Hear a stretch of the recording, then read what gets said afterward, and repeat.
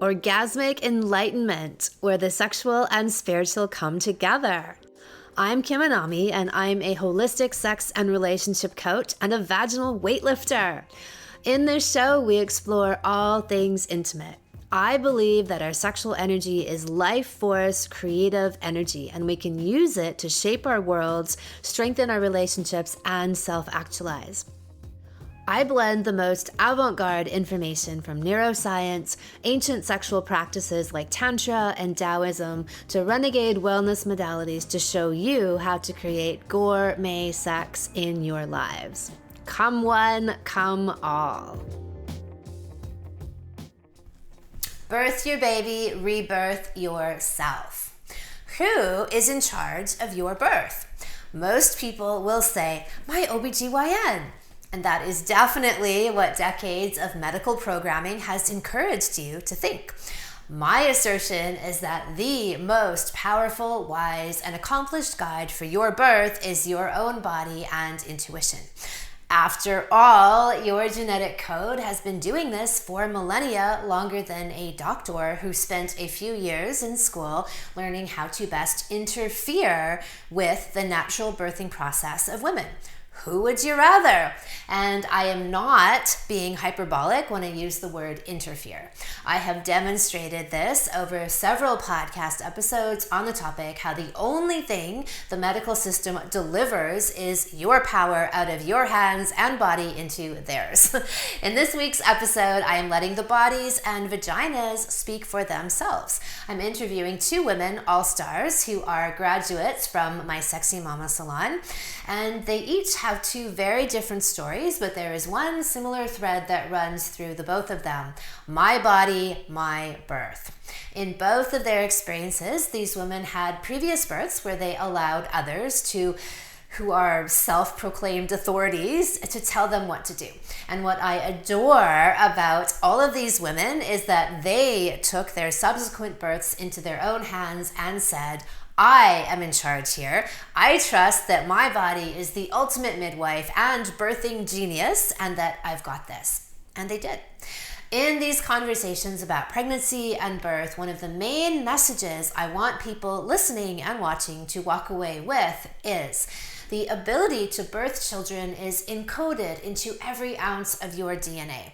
The modern industrial birth system is designed to manufacture crises that justify additional interference. This interference ensures that OBGYNs and the medical profession have jobs. If you didn't have problems birthing your baby, they would not have anything to do and no day to save. By turning birth into a medical emergency, and they've had to work very hard to do this because it isn't one by nature, they have created a place not only in their profession as seeming necessary, but they have also done the much larger disservice of imprinting upon every person who goes through the system that they, in effect, are powerless. That you and your body have no power or wisdom. They have all of it. And then this imprinting is put upon every mother, father, and baby who has the, what I would call, misfortune to birth in a hospital. By defaulting to this system of entrenched powerlessness, a woman is missing out on one of the biggest gifts and rites of passage of her life in a female body, which is giving birth. I came across the birth story of a fitness influencer the other day. Her name is Emily Skye, and she is Australian and one of those people who has built a massive following by way of her workouts. She was pregnant with her second baby, whom she was planning on having at the hospital, just like she did with her first. And here is an excerpt from People magazine on the story. Fitness influencer Emily Skye has a new appreciation for her body after she unexpectedly gave birth to her baby son Isaac at home in June. I didn't know the body could actually do that, Skye tells people of how she pushed out her newborn all on her own without any medication or assistance. Isaac was due on July 3rd, but instead made his grand entrance on June the 18th on his big sister Mia's playmat. Sky, 35 years old, says that the afternoon before she gave birth, she did a workout with Mia, her younger daughter, on her back. I was feeling very heavy between my legs and down my legs and my inner thighs. Sky remembers that she went to bed pretty late that night, around 12:30 a.m., and felt different. I felt kind of weird and calm, Sky says. I went to bed and I woke up with some cramps, which I had been having for about a week leading up to my delivery. They were like period cramps that would come and go, but they got a little bit more intense in the night. I tried to go back to sleep, but I couldn't. They were 6 minutes apart. So I was like, what does this mean? And I started Googling, when do you go to the hospital? I quickly ran around the house, just packing a few extra things because I had already packed my hospital bag. Then I told my partner, Declan, I'm 98% sure I'm in labor. I was leaning over the couch downstairs and my daughter was climbing on my back. We were playing horsey. And I started screaming, get my underwear off! My daughter tried to help and I ended up getting them off, and my partner was on the phone trying to get someone to watch Mia because my mom hadn't arrived. Then he called the ambulance and I was screaming, he's coming! Sky recalls. The moment I took my bottoms off, the water just broke and it went everywhere, and it was a lot. I knew by my partner's face that the head was coming out because he had gone white. He told the lady on the phone, yeah, I can see the head, it's half out. Meanwhile, I am roaring and my daughter Mia is screaming in horror and ends up running off and hiding because she was terrified, Sky shares. The next thing Sky remembers is medical personnel rushing into her home and that Isaac was already 3/4 out. I delivered him on the ground, Sky says. I felt like I wanted to be up on my knees, but they needed me. What the fucking bullshit that is. They needed me to be on my back, and I did a lot of breathing to get me through it. That's so they can stare into her vagina. So she ended up giving birth on her daughter's playmat in the middle of the room on the floor. Sky says that before she gave birth at home, she had dreamed of having a natural birth. A few days earlier, I told my birthing coach that the ideal situation for me would be to labor all at home. That is literally what happened. I manifested it, Sky says, laughing. I cried when I first saw my body in the mirror after I gave birth to Isaac. It wasn't because I didn't like what I saw, it was because I was in love with my body and I was in complete awe of what it had just done. It had literally birthed my son on its own at home. I didn't even have to push. It did it itself. How freaking amazing are our bodies? I have never in my life loved my body more, and instead of criticizing and picking out every little so-called flaw, which I had done for many of my younger years, I cried with joy and gratitude and I thanked it. I had done it all at home and all on my own. I did it. My body did it. My body went into pushing out the baby itself, and I think it's so amazing, she says. I said to myself, if I ever feel like I don't like my body, I need to remember this moment and remember what my body has done. This is fucking amazing. I get emotional just reading it because you can feel her awe and wonderment and the gift of her own power that she has received. I'm like totally emotional. That she has received from this experience. So the reason that I am hammering this point home is this is what I want people to understand. This is how you were supposed to feel coming out of your birth, like you were reborn with all the power and the strength that you need to fully care for your baby and triumph as a parent and as a woman.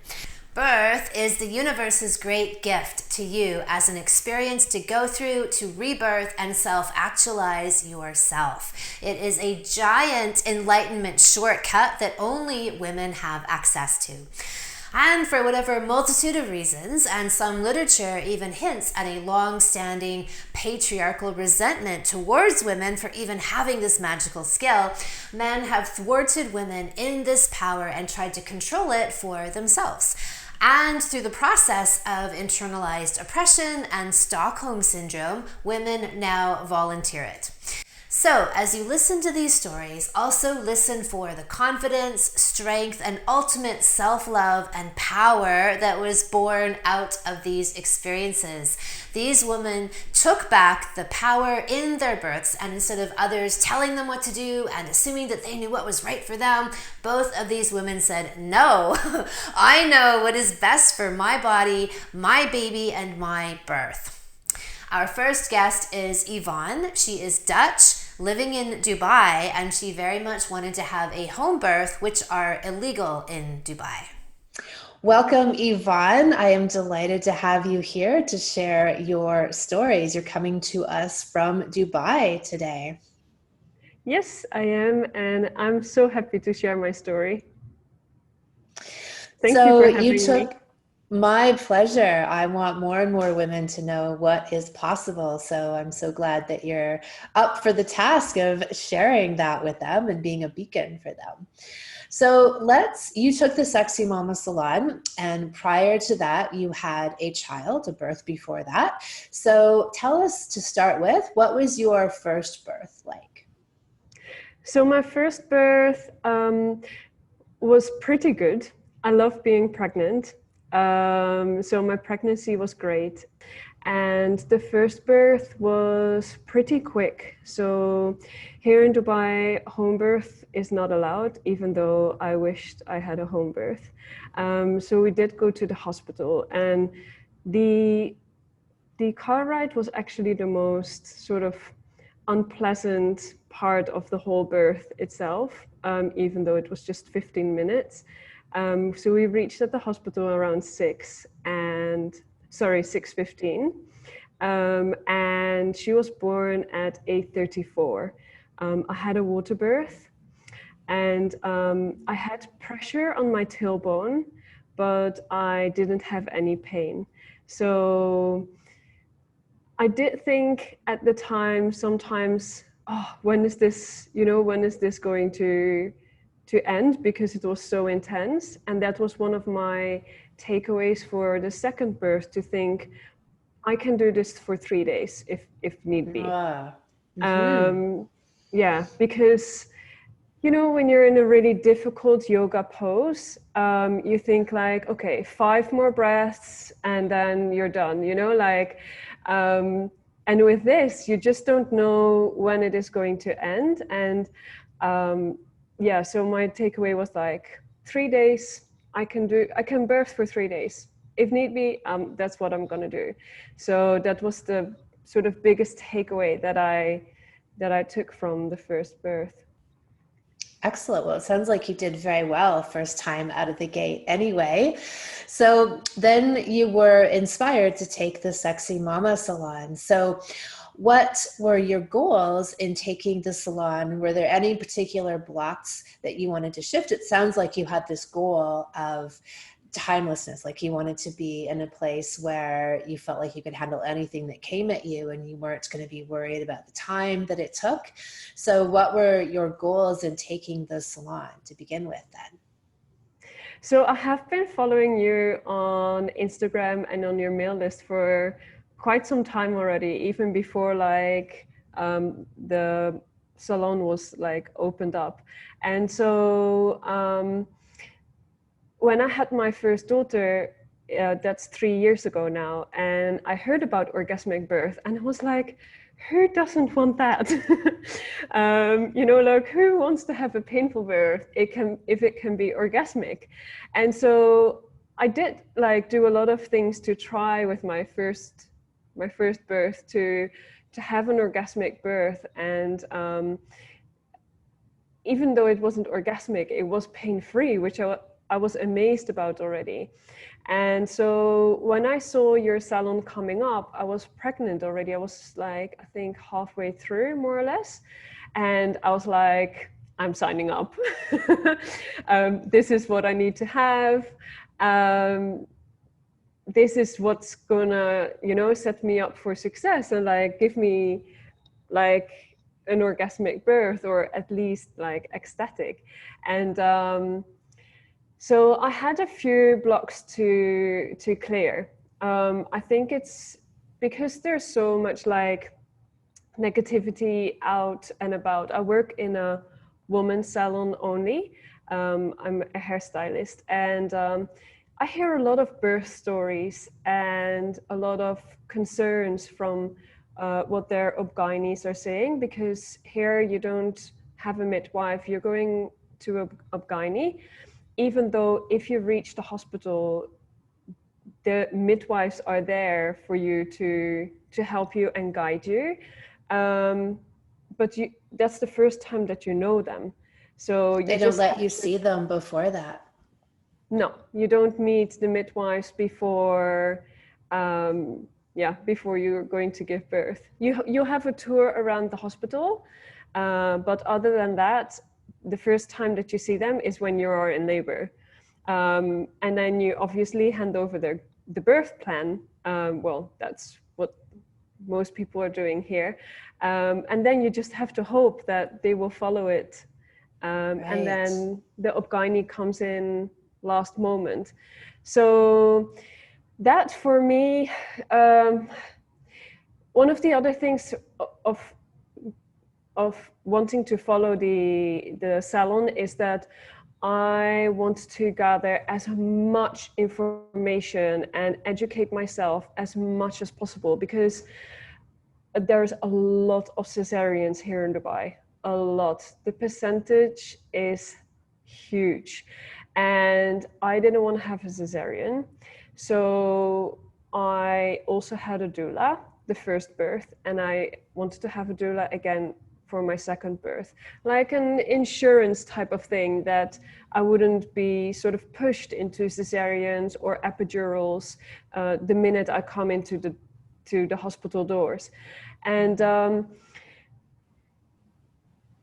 so education for me is one of the things that sort of sets me up for success. And this time round with the second pregnancy, and I'm getting goosebumps now, because I have never ever felt such a strong sensation in my body that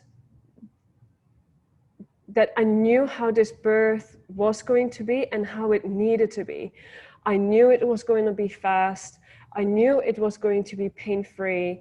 I actually knew that I didn't want to go to hospital. I actually wanted to have a home birth, and I wanted to be orgasmic. So there was some clearings and of fear of actually going to the hospital and having to go to my appointments again with my ob-gyne. So sometimes I was holding that off a little bit. Like I sort of like stretched it with a week to see her again, and stretched it with a week to see her again, because I'm feeling so amazing when I'm pregnant, and in your own self, without any outside interference or opinion. Exactly. I mean, I do eat. I mean, if I hear my colleagues say, Yvonne, you're eating so healthy. So I have chocolate and I have a croissant here and there, you know, like, but I am like eating mostly organic from what I can find, and I'm eating very healthy. I like to be fit, so I'm doing my yoga, and I did lots of walking, and so but fearing the blocks and the fears of clearing the blocks and the fears, that was I think one of the major mind shifts of like, I can do this, it's gonna be orgasmic, the doctors are not going to interfere, I'm my own person, I know what's good for my body, this is what I'm gonna do, and that intense sensation in my body of like, I know what I want is one, if it's, I've never felt something so powerful in my life. Which then also, when I did the salon, sometimes confused me, because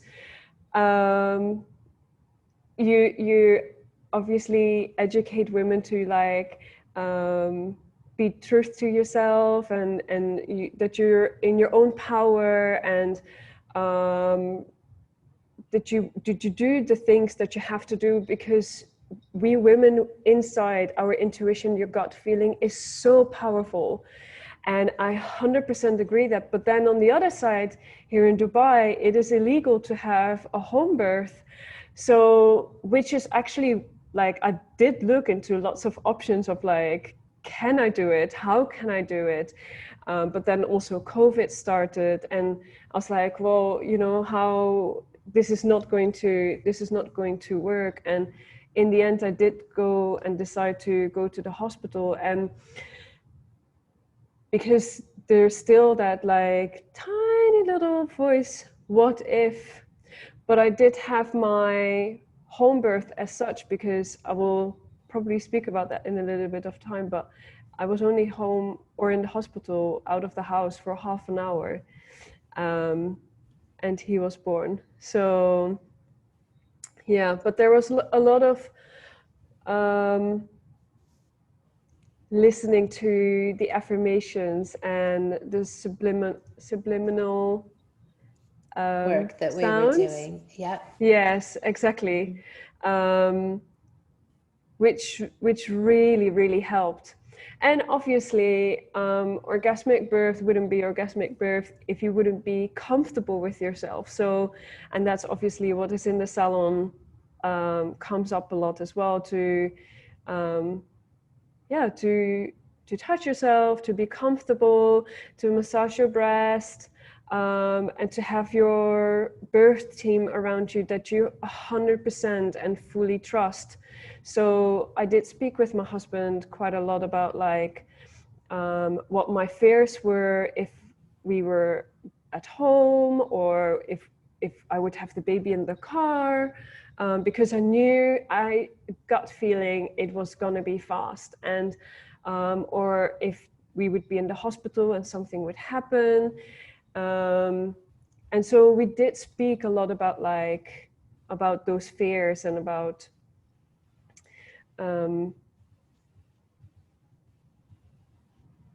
of how we could change that. I wrote down a lot of my fears. I burned them, I torn them, I changed them into positive sentences.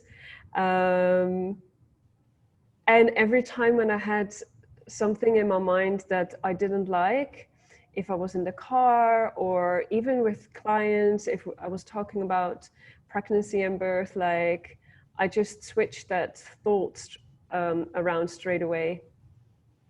Excellent. Yeah. Wonderful. So you did a lot of preparation psychologically to really overcome any implanted beliefs or ideas, which I think in the world these days, unless you're living perhaps in a really isolated indigenous tribal setting where you're not influenced by the ideas that are propagated, around modern birth, which are that it's a crisis and an emergency and it's excruciatingly painful, the worst pain of your life, like all of this programming, that we do have to do conscious preparation to make sure that we haven't had that imprinted upon us. And if it has been imprinted unconsciously, that we're able to move out of that space and really direct consciously what we want to have created as our birth experience.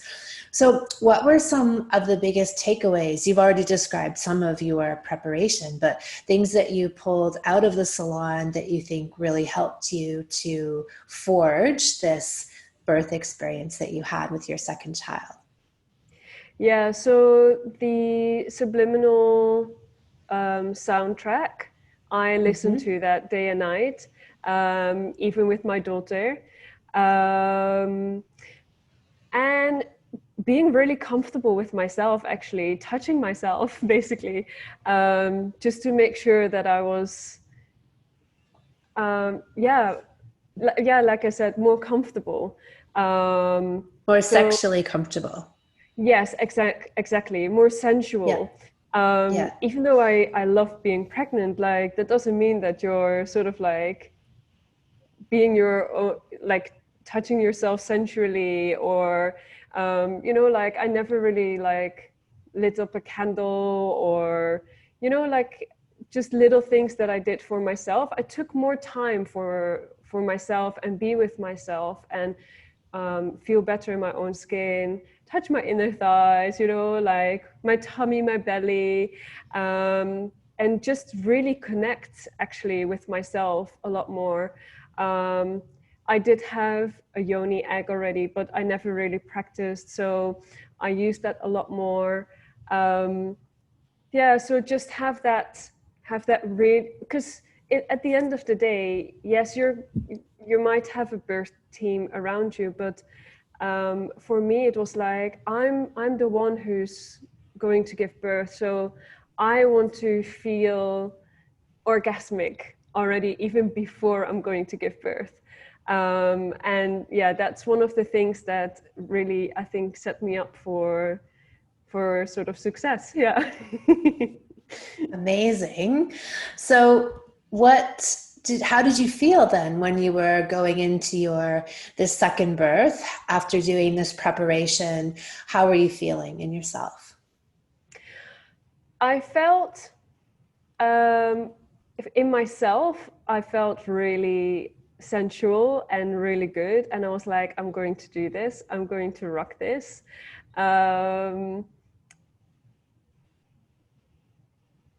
did have a little bit of doubt because I was going to go to hospital, and it was so against my feelings.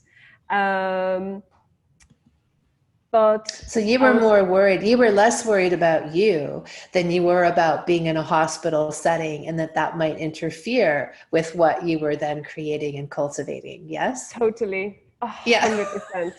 100%. I was like, I just didn't want to be in the hospital, but I also didn't want to get into trouble here in Dubai. Right. You Yeah, know, understandable.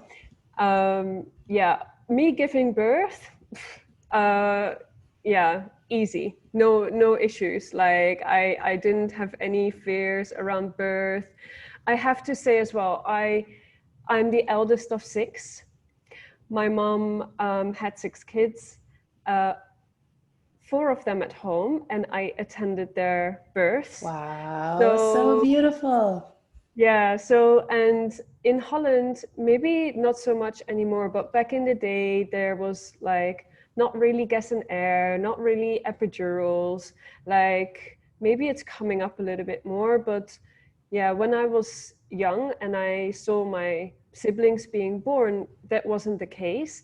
And I loved seeing my siblings being born. And I know that the oxytocin level will rise, and the love hormone will rise with the people who are around the birthing mother as well. So I was also like, I want my daughter to be at her brother's birth. Beautiful. So yeah, so I'm sure that if my mom had taken your salon back in the day, she would have had at least 5 or 6 orgasmic pairs for sure. And so I just imprinted that in my brain as well. Like my mom had 6 births, and like it didn't overly look like painful, or you know, yes, she was sort of growling and like making noise and sounds, but she was absolutely fine. And then I also read an article which gives me a lot of inspiration as well about the most fertile woman in the world, in Uganda, who had 44 kids, and not one of them was single. Yeah, I know. She had, I think, 4 sets of twins, 5 sets of triplets, and 5 sets of quadruplets. And I was like, if she can have ultra high risk pregnancies in Uganda, and from the picture it didn't seem like she was in like a very rich sort of area where she had like lots of medical care immediately around her, I was like, I can birth one. Yeah. You know, like this is going to be easy. And that's what I had in my mind, and that's what helped with your salon as well. Like it's easy, you know, like you just have your perfect birth team around you, feel comfortable. And I was also ready to touch myself, even if there would be people around me. And I was ready also to ask certain medical staff to leave the room if I didn't feel comfortable. So yeah, those were a couple of the inspirations that I had, because in the salon you also talk about the visualization, right? So I actually sort of visualized myself being in my bedroom, giving birth there, wanting to have a water birth, even if it was going to be in the hospital or at home. But I visualized to be at home for as long and as much as possible. And actually, I visualized myself birthing at home. And I actually dreamt twice. We have a big sort of jacuzzi bath here on the balcony. And I actually dreamt twice that I was giving birth in our jacuzzi here on the balcony. You did it there first, as above, so below. You Exactly, practiced. exactly. Yeah, exactly. So, yeah.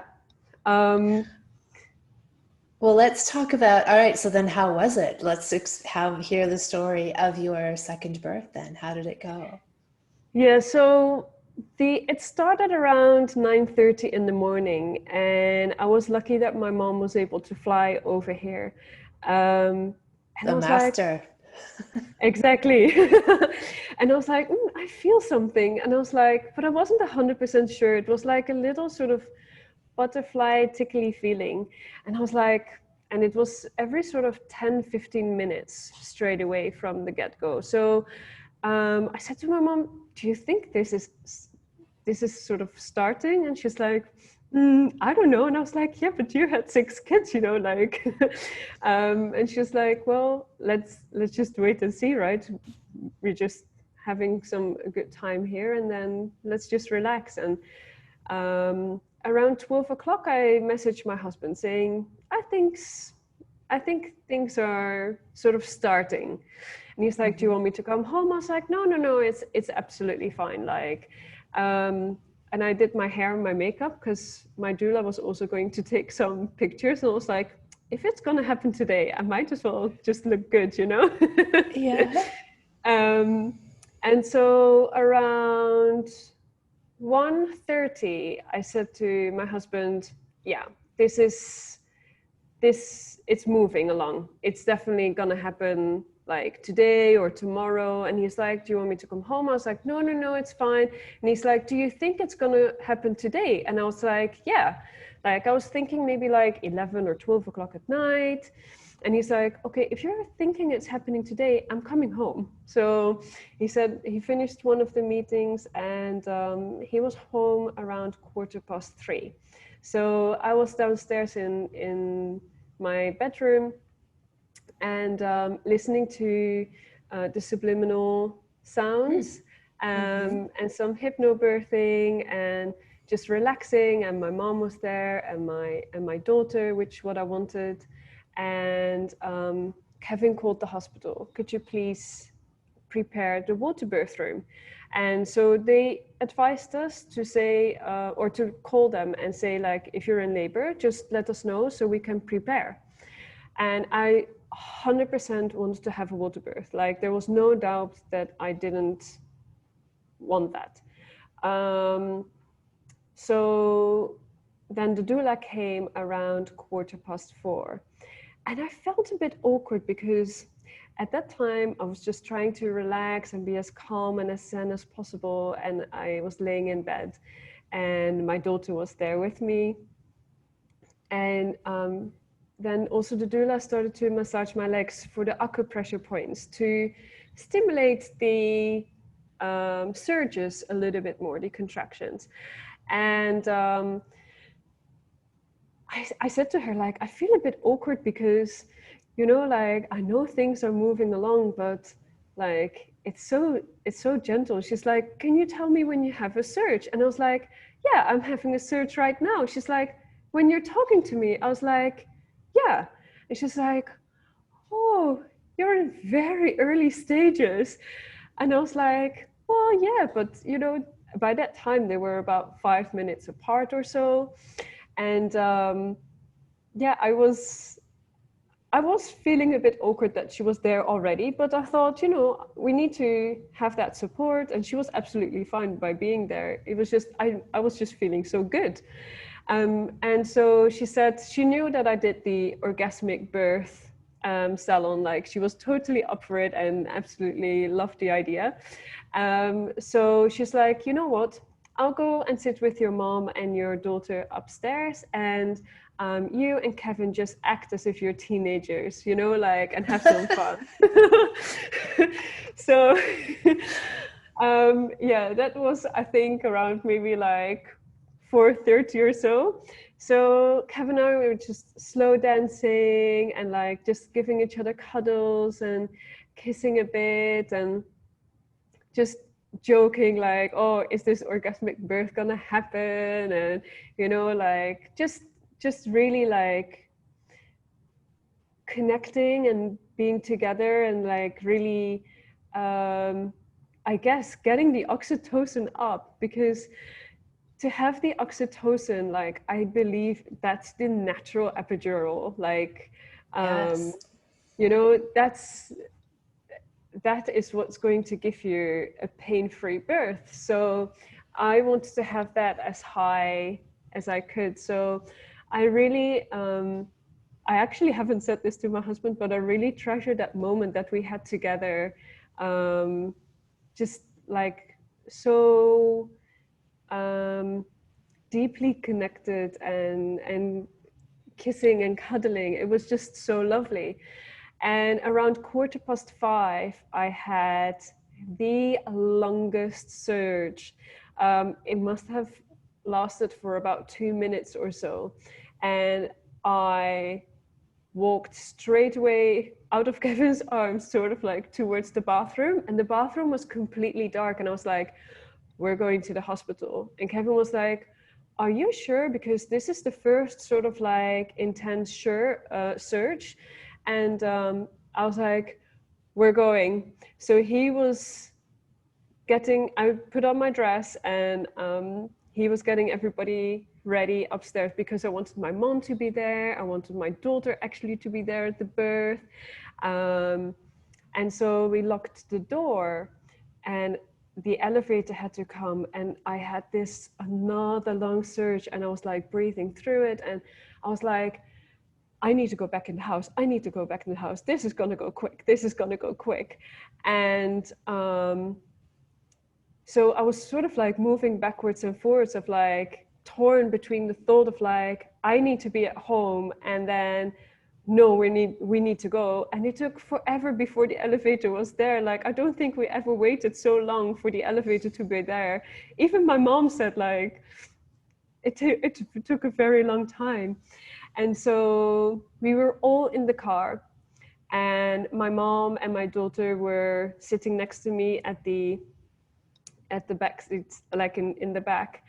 And we were not even out of the area where we live, and we were in front of the traffic lights. And I remember thinking, I felt very vulnerable in the daylight, because it was still light, and I was wearing glasses to keep everything dark, you know, sunglasses to keep everything dark, to keep the oxytocin there. And but yeah, the vulnerability of thinking, I'm gonna have him in the car and it's daylight and people can see me.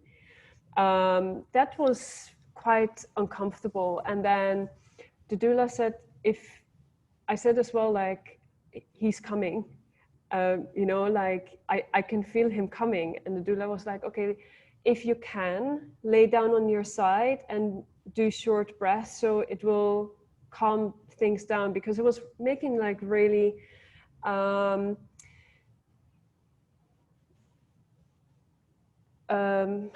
don't know how to explain it, but really sort of deep sounds like those type of sounds. And she's like, okay, just breathe sort of quickly through it. And so I laid down on my mom's leg, and my daughter, she was by the time only like 2.5, and she started to touch my forehead with her finger and moving it up and down. And I just felt so delighted and so happy that she was there, because I wanted my mom to be there and my daughter.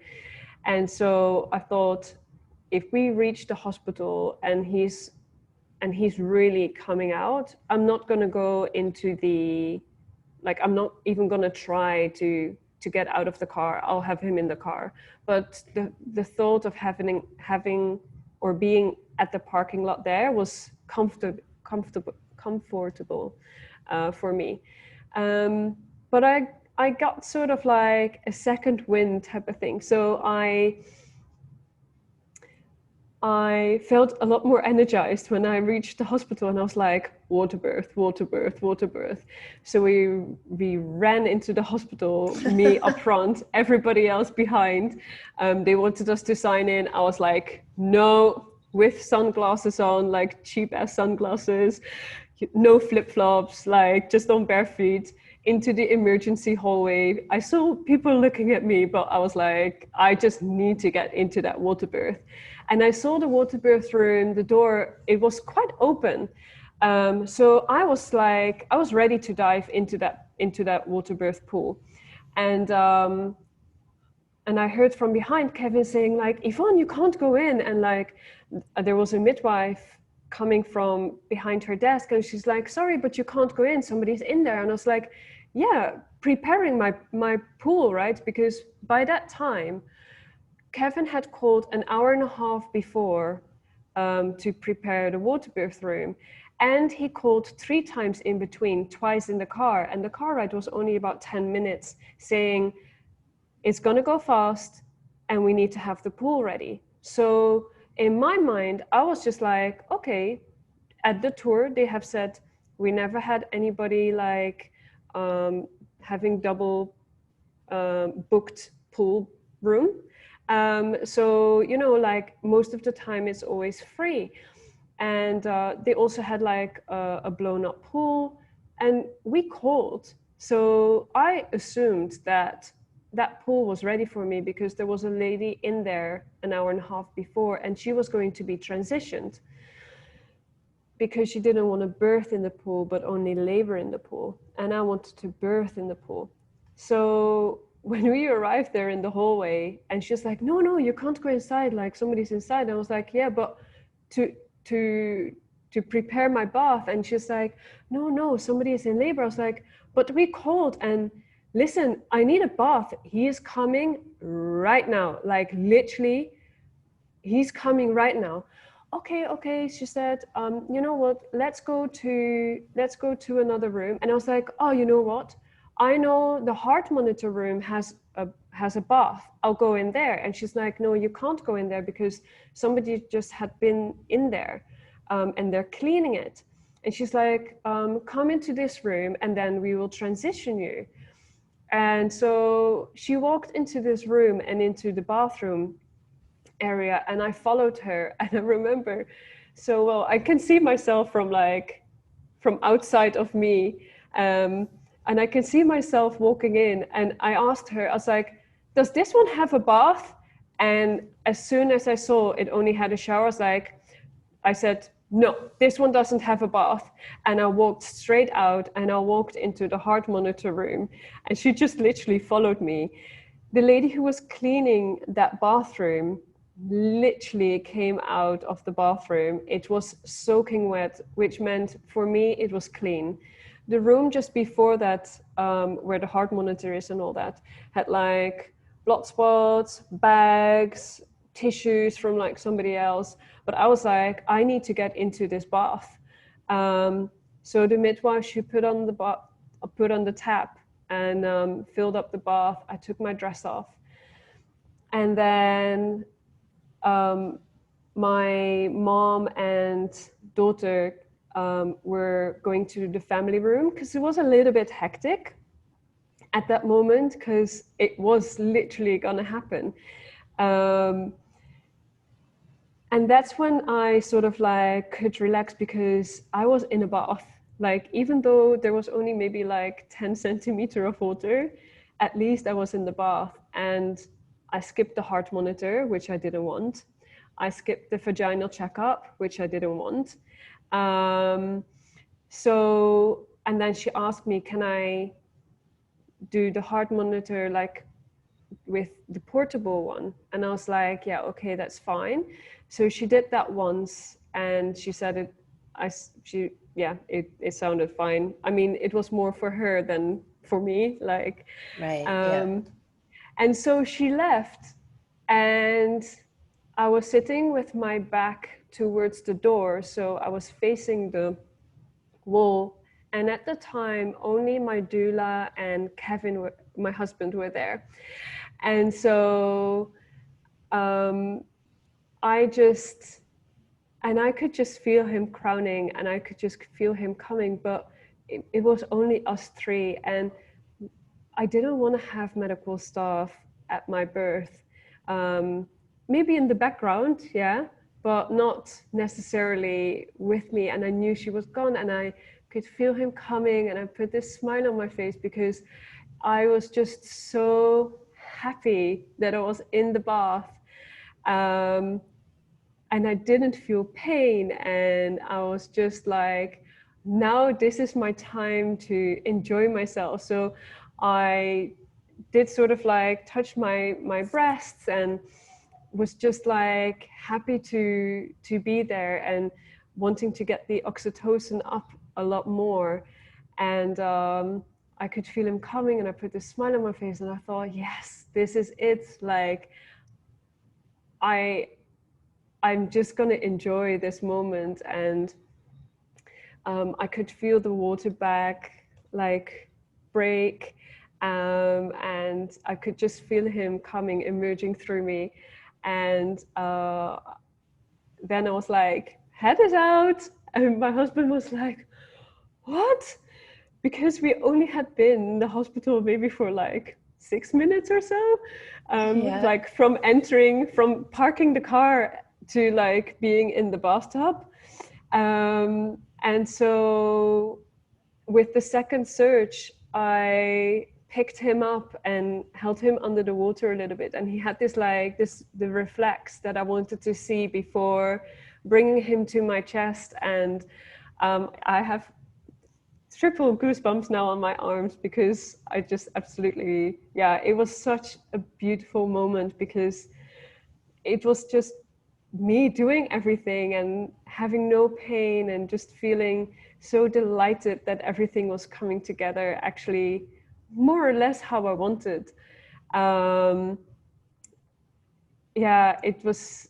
And then obviously his cry started, and then all of a sudden the bathroom was full, because there was the midwife, a doctor, 2 nurses in the room. And I was like, what are all these people doing here? And my husband was like, get out. And the doctor was like, no.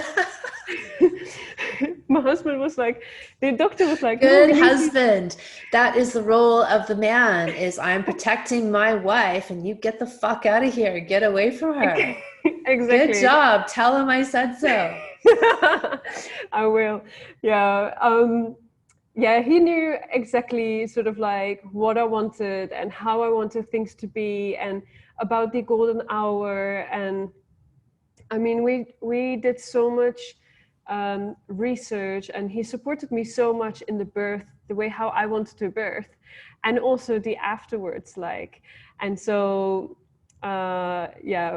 he just told them to get lost basically, and to have my golden hour. So we stayed in the bath for about 1 hour and 20 minutes. Hang on a second. I'm all good. What's up? I'm talking on my interview. I think he heard me yell, get the fuck out. And so he was like, is somebody there bothering you?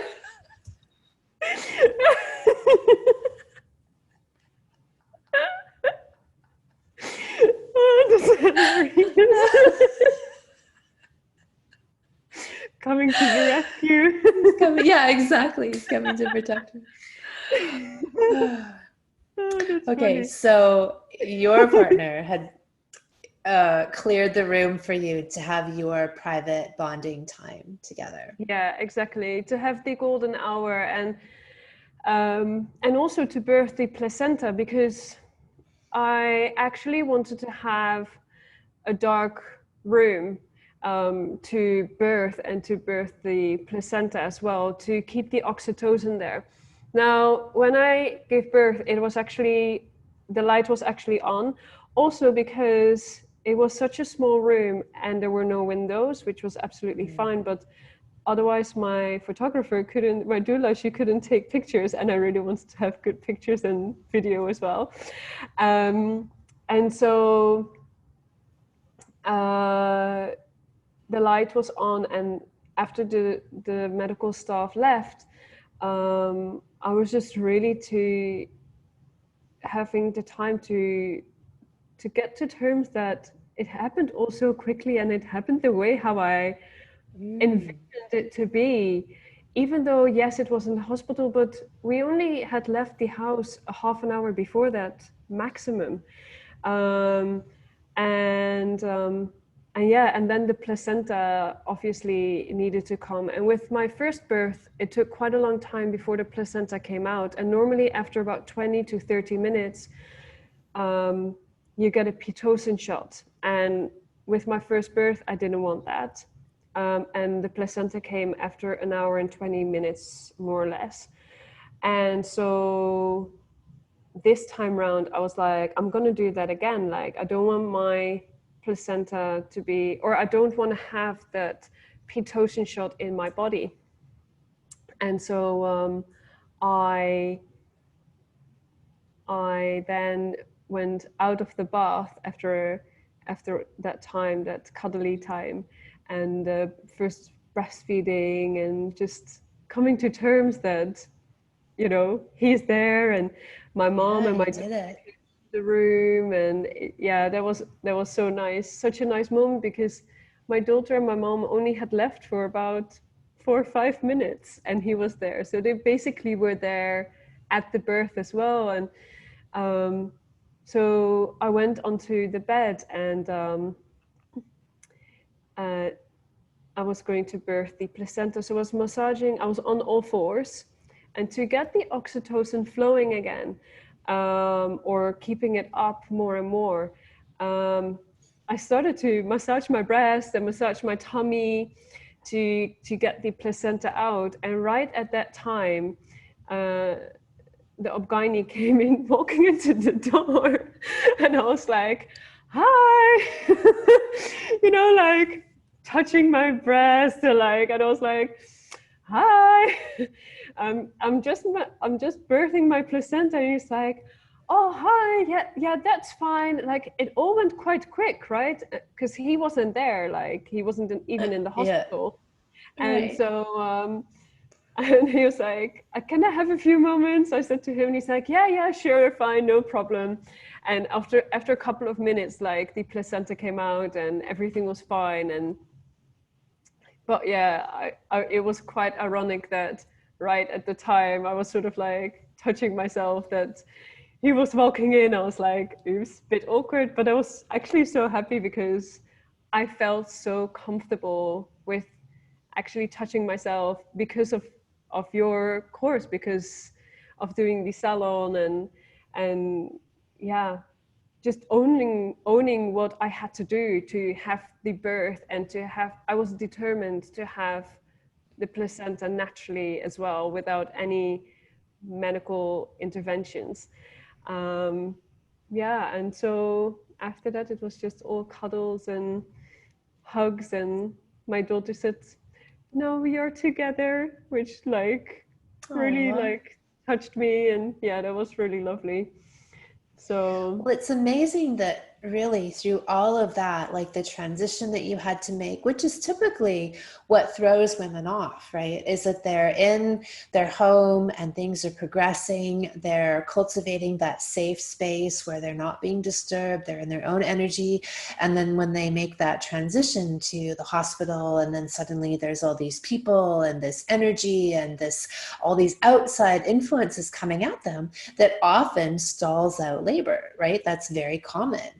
And so because you were very aware of all those stages that were coming in terms of you having to move locations, even though that wasn't your first choice, but realizing that was probably a good idea, and then getting there, but still really, I think so much as well, like you, through your visualization and your intention, paving the way for what was going to happen, so that the OBGYN wasn't even there, right? It wasn't even in the hospital. And you No. just, you know, in a way barreled through and like ensured that you got what you were envisioning and what you were there for, and created this protection, this layer of protection, of energetic protection and intention around you that allowed all of that to manifest the way that you had envisioned it to. Absolutely. And I wasn't going to have it any other way. Like, also the way how I spoke to the midwife, I, at that moment when I said, listen, I need a bath, he is coming right now, I was really firm and thinking to myself, okay, I don't want to be like, I don't really like to use the word rude, because it wasn't rude or anything, but I really wanted to make sure that I came across, okay, this is serious. I'm going to go in a bath and I'm not going to have it any other way. Like, this is, and then when she did try to make me go to the bathroom, I was like, no, like, I'm going to go into a bath. And therefore I walked to the other room, and that was good to have that tour beforehand to, and I literally looked on purpose when I was into that heart monitor room in that bathroom to see if there was a bath. So maybe somewhere at the back of my mind, I was like, at 20 weeks prior, I was like sort of planning already what I was going to do in case that water birth room wasn't available. In this case, it wasn't. So I just, this was what was going to happen, and I felt it to my bones. And this was the way how it was going to be, and it worked. Like, but it wouldn't have worked if I hadn't done all the preparations up front, if I didn't watch the orgasmic birth, if I didn't do the meditations, if I didn't listen to the hue sounds that you send over and across, if I didn't have all that fear blocking to get that out of my system, and just feel it to the bone. That's the only way how I can describe how I felt. But yeah. That's amazing. That's just incredible what you did. And in all of those circumstances, to still, like I said, supersede any potential other diversions of reality and outside influences, where we know that ideally a woman is able to just stay in her space and be undisturbed. But it's like throughout your movement and transportation, you kept that bubble really around you. Yeah, and that was one of the things that I probably also really worked on, protection for myself. This was what it was going to be, and nobody is going to change that. So what would you want all women to know about birth? So let's say they have not had a baby before, or they've had a difficult birth experience. Like, what would you like them to know from what you learned and experienced? Get comfortable with yourself. Sexually and in all Sexually, ways? Yeah. yes, exactly. Clearing out any of the fears or the doubts that you might have, and it might not, you might have still some conflict in your mind, but by knowing exactly what you want, even if it's not necessarily going to unfold exactly like that, it probably will happen in one way or another. And if you don't envision and if you don't plan your birth, other people will take over, and it's not going to be the way how you wish to birth. And even if you think, oh, but I don't know what's going to happen, and like what if something goes wrong, or even if that would happen, then like you still have a form of control. You still have to make decisions for yourself. Like, do you want to sit on all fours and you don't want to move? Don't move. Like, even if somebody is telling you, and if you know that into your deepest sort of self, then if that's your core feeling at that time, nobody can shift that. And that is one of the most important things, that you're so open when you're giving birth, and so everything can come towards you. But when you're in your power and you're educated and you're feeling good, then you can say that no, and then transition straight away into your zen moment again of having your ecstatic and orgasmic birth. And it's educate yourself, and get comfortable sensually, sexually, having your best team around you. And that's what I had my doula and my husband, and that's what I wanted. So to have the people around you that you want to have there. Yeah. I think what you're saying is so vital, because you're either cause or effect. And most people, I believe, when they go into the hospital setting, they very quickly become effect, right? Other people take control and direct the activity, and you're on this kind of timeline, and we're going to do this to you, and they tell you what's going to happen. But unless you consciously take the reins like you did to direct them, no, actually, I want you to leave and I want to be in this room, you tell them what to do, right? Which is how it ought to be.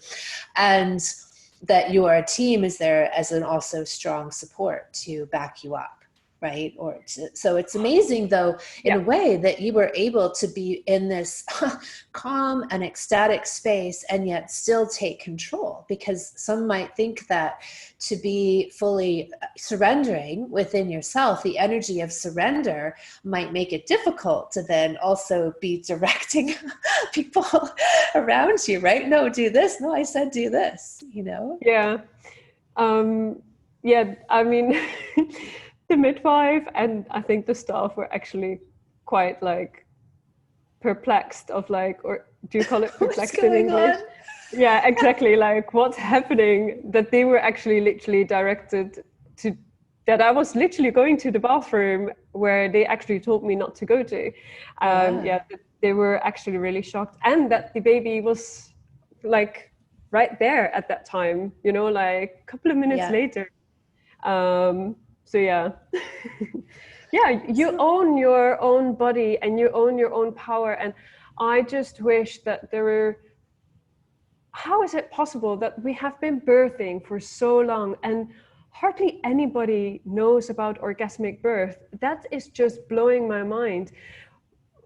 And that's why I'm here to talk with you as well, because I want women to feel empowered and have orgasmic births. Like, how is it possible that we're getting cut open, and like, okay, if it's really necessary in emergency cases, I totally understand, but so many times it happens because there are interventions already before, and we can do this. We have been on earth because of us. You know, like nobody else is giving birth but us. And if we can do it orgasmically, why not? You know, like this is the way how it's supposed to be. And that's what I 100% believe. So, what would you say that this did for you as a woman, as a person, in terms of your belief in yourself? Like, because my whole philosophy is that, yes, births are meant to be pleasurable and even orgasmic. And the fact that we've come so far off track tells us a lot about the system that's been set up to direct us in this other path. And so if we establish that a beautiful, blissful, pain-free, easy birth is normal, right? And that you have then transcended all of the programming and the conditioning and the imprinting that would say otherwise, and then you created the birth experience that you envisioned. You had that. So what would you say that that has done for you as a woman? Because I talk so much about the experience of birth as being this self-actualizing, rebirthing portal where, yes, a baby is born, but the mother is reborn, or she's born into a deeper, more powerful version of herself. And so what did you notice, if anything, any kind of shifts or differences in you, the fact that you did this? This is what you envisioned and you did it. So what did that do for you after? It feels like it felt like as if I'm on top of a mountain. Like it feels like as the biggest challenge that you have had, that I've overcome. So powerful, such a powerful, intense feeling. Like I just had it, like I could feel it here, like, and into my tummy, and just I did this, I got this, and it made me a lot more confident also afterwards to make decisions. I've got this, I'm in control. I had a pain-free birth twice, and the second one was like ecstatic.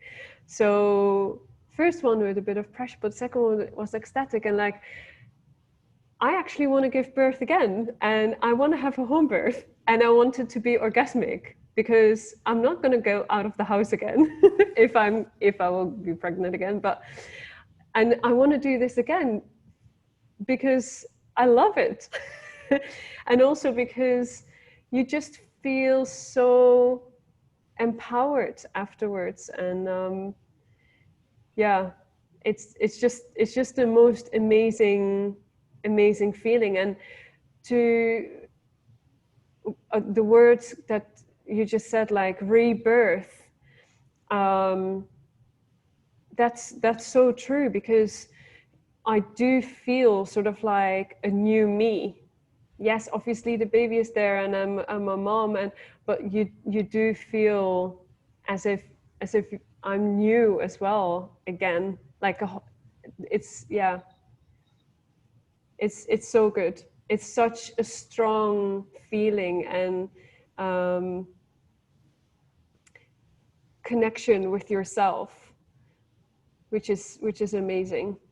No doubt, because I did this, not any medical stuff, you know. Nobody else around you has done it. Nobody helped me. I knew what I had to do. It was me who did it, and that is what that's what giving me such a strong, empowered feeling. Amazing. And I think this is the thing that so many people and women don't realize is the cost. Like the cost of going into a situation where they give that away, or they don't know that that's even theirs to have or walk out with, right? That I would say that's one of the biggest gifts and rewards of being a woman and having a baby is having this opportunity to really go to the edge of life and death, right? The cusp of life and death. You are the gatekeeper, right? Literally, you are the gatekeeper. You are the person that is the facilitator of bringing life from another dimension, or however you might look at that spiritually, into this world, right? You are your own midwife of bringing a life into this world. And that people, because it's been so sidelined and minimized, and women are sort of patted on the head and told, look, it's fine, your baby's fine, you're fine, what are you upset about, right? Like, so you were cut open, or you were totally out of power, or had all these things done to you. Some women even call it, there's a term now, birth rape, for the amount of violations that are done to them in these situations. And they're just kind of patted on the head and, oh, just don't worry about it, right? Like, which I think a major source of PTSD, postpartum depression, is actually PTSD, is women coming out of these experiences absolutely traumatized from what's happened, but there's no room to actually acknowledge that. And so on the other side of that, what they're really missing out on is this massive, massive spiritual transcendence opportunity and rebirthing, self-realizing experience through giving birth themselves and directing that, and having utter faith in themselves, in their body, in their eons of genetic coding that has set them up for this very moment, right? The energy of life itself. Yeah, definitely. And that was one of the things, like what I didn't want to have, that other people were taking control of, like, of my body and my situation. I had one situation actually with my obgyne at around 36 weeks, actually just over 36 weeks, where there were 2 hospitals that I could birth in, where she would go to. And one, I had my first birth in, my daughter, and I wanted to go there again. But throughout this pregnancy, the second one, I heard so many bad stories about the hospital. And the second hospital where she was doing the birth was so far away. It was at least a 30-minute drive if there was no traffic. I mean, I wouldn't have made it. And I knew that. Mm-hmm. So I made an appointment with another obstetrician in another hospital, which was where I gave birth now. And wasn't really 100% comfortable with her, because I asked her, like, do you work with any, like, sort of timelines? I want to give my birth, like, if it's going to take 3 days, it's going to take 3 days. That's what I said to her. And she's like, well, after about 12 hours, that's probably when I would ask you if you want to have a little bit more help to move things along. And I was like, no, I don't want that. And also, like, every 15 to 5 minutes, checking the heart rate. And I was like, no, I want to be in myself. I just want to not be touched, and I need to be in my zone to birth my baby. And also, what I don't understand is, like, some women maybe have the first birth and it takes 24 hours, and the next one could take 3 hours from the first surge or first contraction to the baby being there. Where's the timeline there? Like, you open up and you birth your baby at the time that it needs to be, and not necessarily, like, move things along with, like, stripping or doing anything else. And so I went back to my initial obstetrician, and she asked, Yvonne, have you been abroad, when I entered the room? And I was like, no. She's like, did you go and see somebody else? Like, did you have your medical checkup, like your checkup? I was like, yes.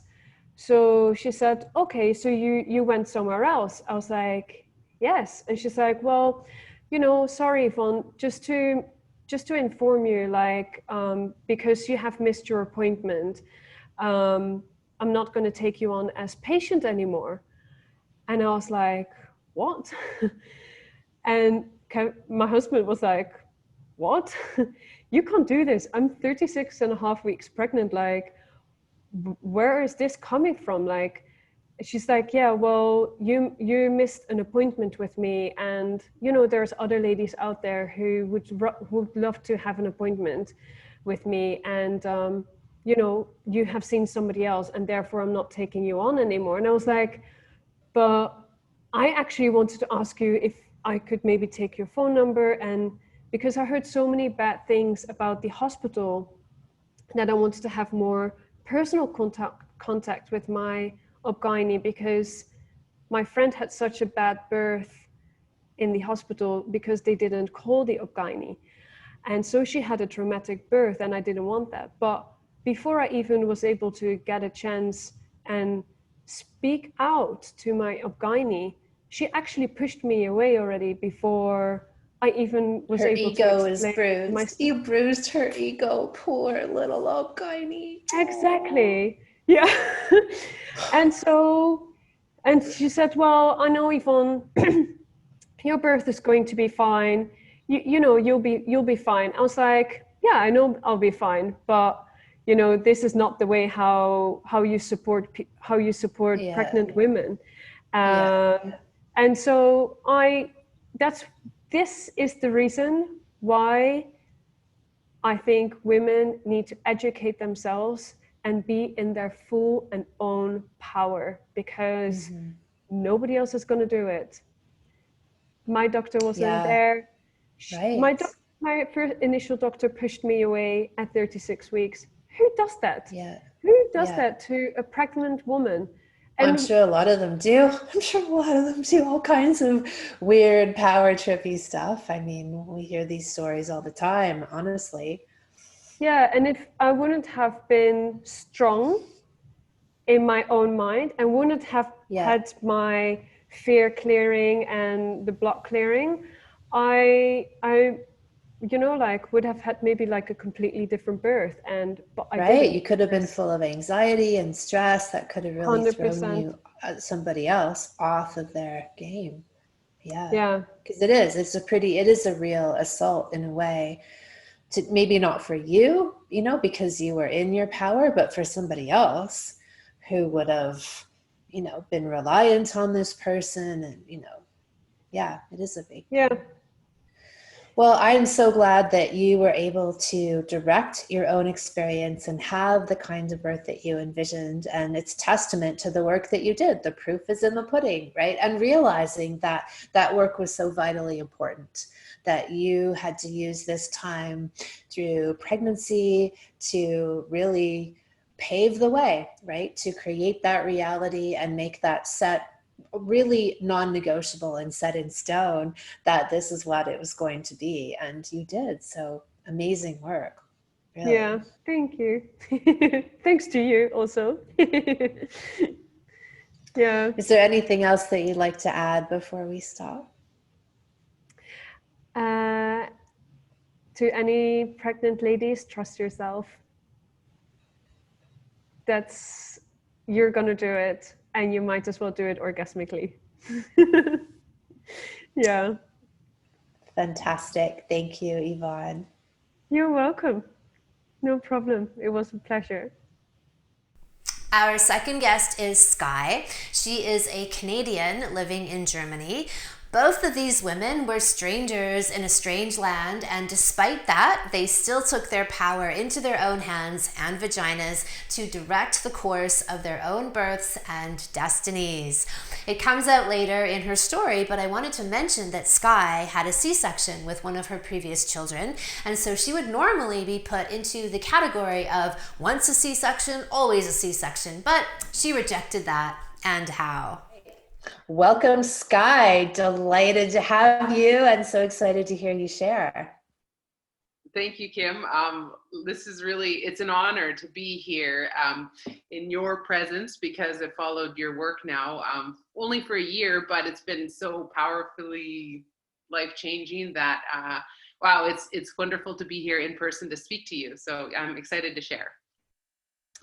Fantastic. So as I was just sharing with you before we started, is that when I created the Sexy Mama program, my whole vision, my ideal was that women would really come to build the faith and the trust in themselves and their bodies and the integrity of their connection with their partner and with the universe, that they could go into having a home birth, an unassisted birth, with full faith in the power of their body to be able to do this. And so I love your story, especially because you went from having 2 births that were much more in the system with all of that, the things that go along with that, to then with your 3rd child, after doing the program, going into a fully, sovereign home birth, unassisted. So I'd love to hear that evolution for you.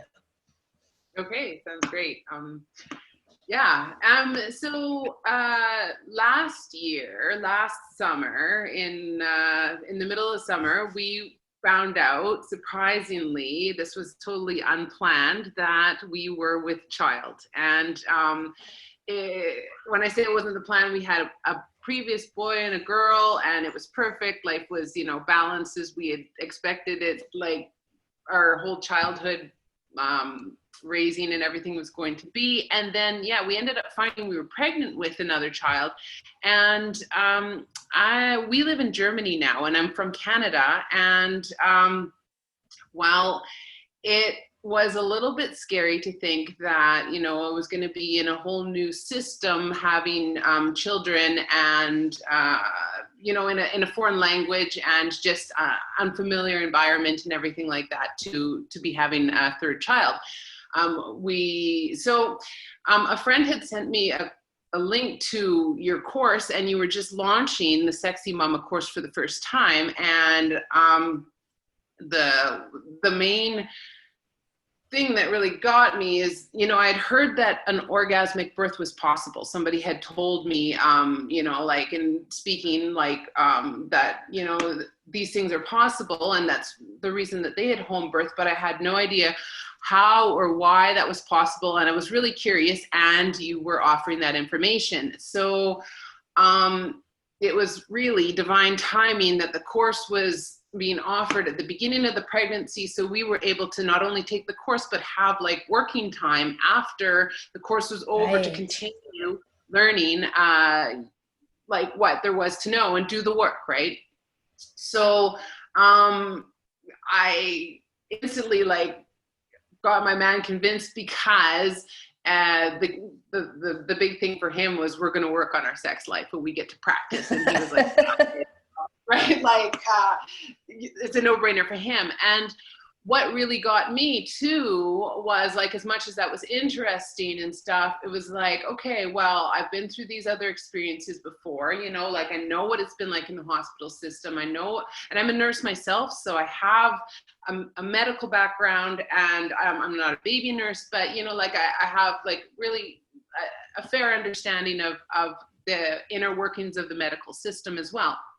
So been there, done that. And then finding out that, okay, well, maybe we could have a birth that was orgasmic and pleasureful versus painful and really out of control, which was the way that my other ones was okay, even if I don't get there, I'm going to try for this. I need to try to know how to have a blissful, pleasurable experience, rather than, all the pain and all that kind of stuff.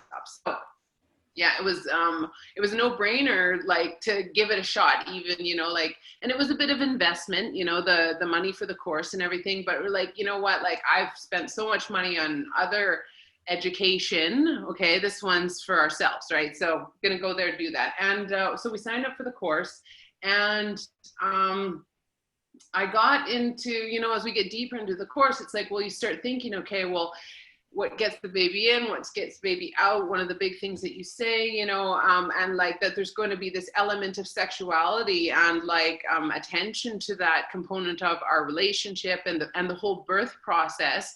It's okay, well, yeah, it doesn't really work in the hospital. It doesn't really work in an environment where, you're surrounded by strangers and bright lights and I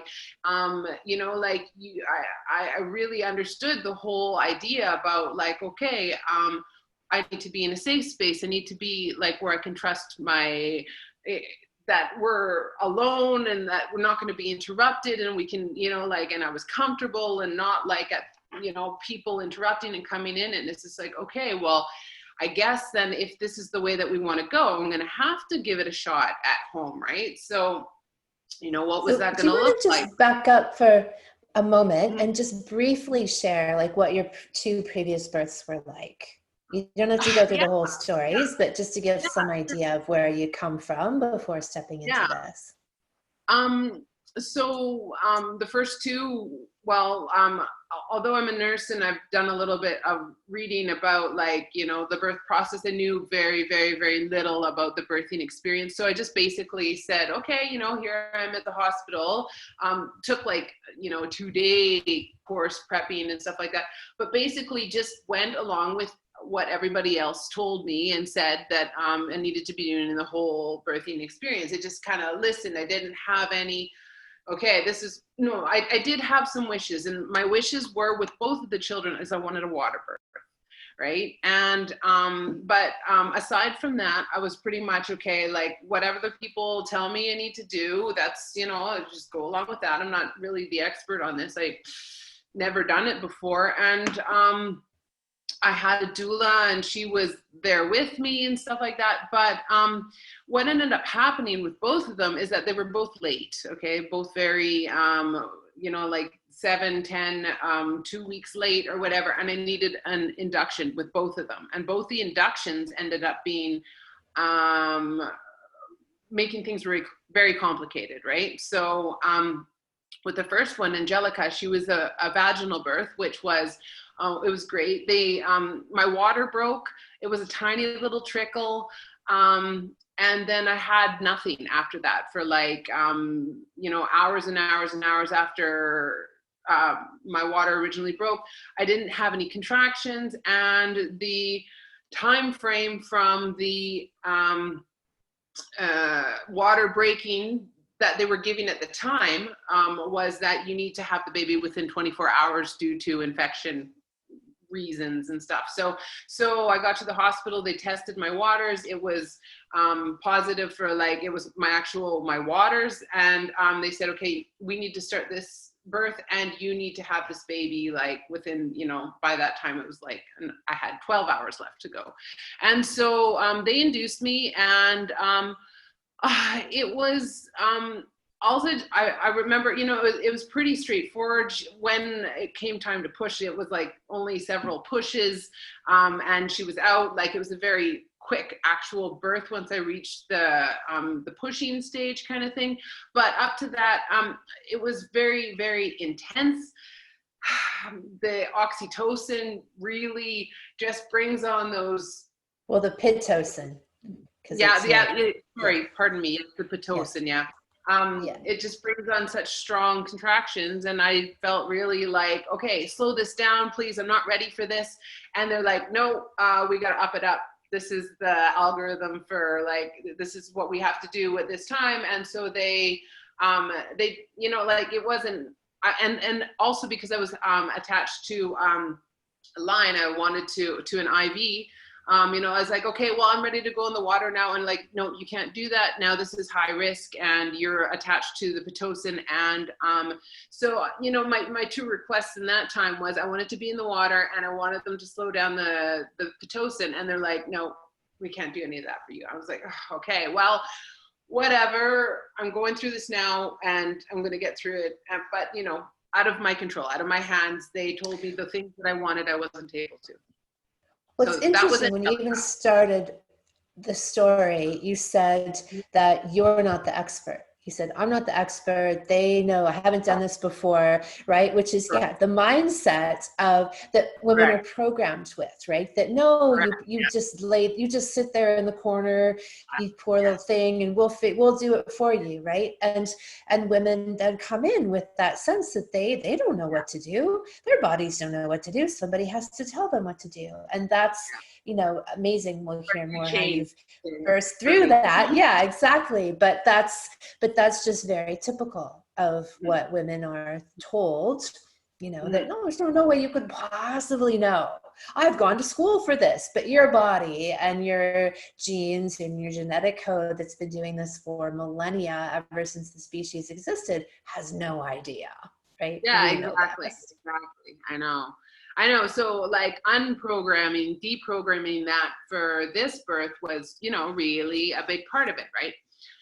So that was Angelica, and everything, you know, it wasn't super complicated. It's just, it wasn't what I had envisioned or what I wished when the time came, because you know what, in the end of Phoenix's birth, the one, you know, that we're speaking about now, it wasn't as I envisioned it either. However, it was within my control. I got to decide what, you know, go with the flow when things changed course, that, you know, like I wasn't planning for. I still got to say, okay, then I'm going to do this now because that's what I feel is right, not because what somebody else is telling me that I need to be doing, right?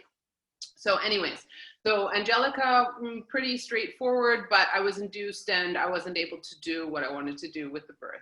Second time around, okay, Jasper, pregnant with Jasper, everything's good and stuff like that. He was upside down. Oh, by the way, they were both upside down, and they ended up flipping through, one through inversion, the other, but anyways, also not, he was overdue, and he had a really big head.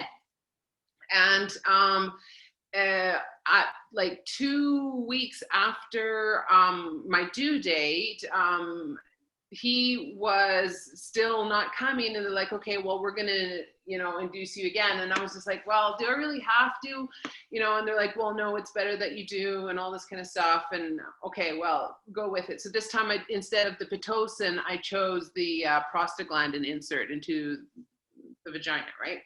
And that just brought on the birth so strong and intense, and like all of a sudden my body was writhing, and it was just like, oh my God, I'm going into labor, right? Like now, right? Like,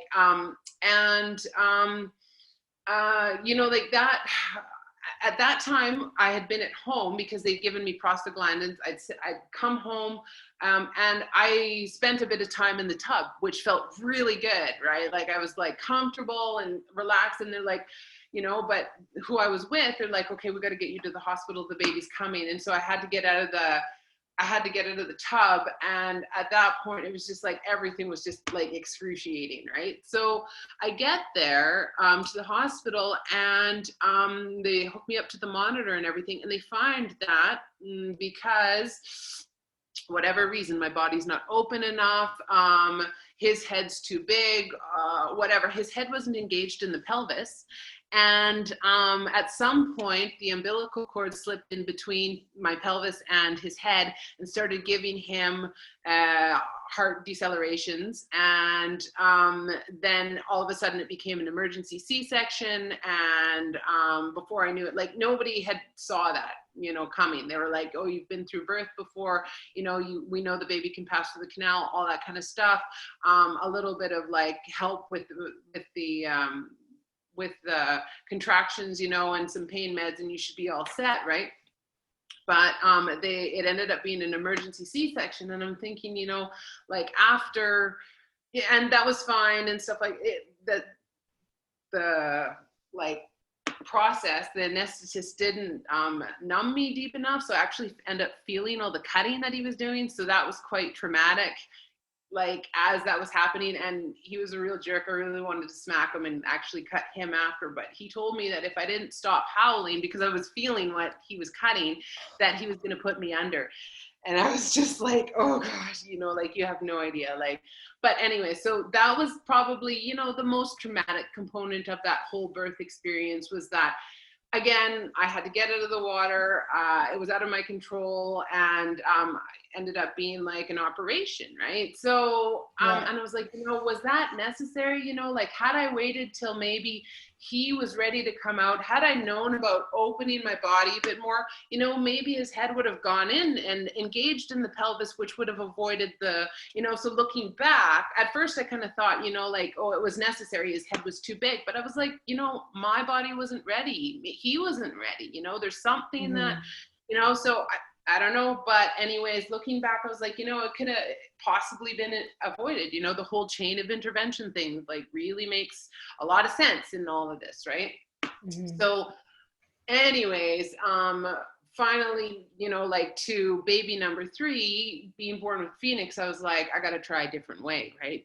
This is my first 2 experiences. I got to try something else. And this time I'm going to do a water birth, right? So, so yeah, those were, that's where I was coming from. And then moving into the whole like work that I needed to do, it's just like I actually had a tub that we finished our bathroom here, and it was a big open space, and I was gonna like do this water birth, and I prepared the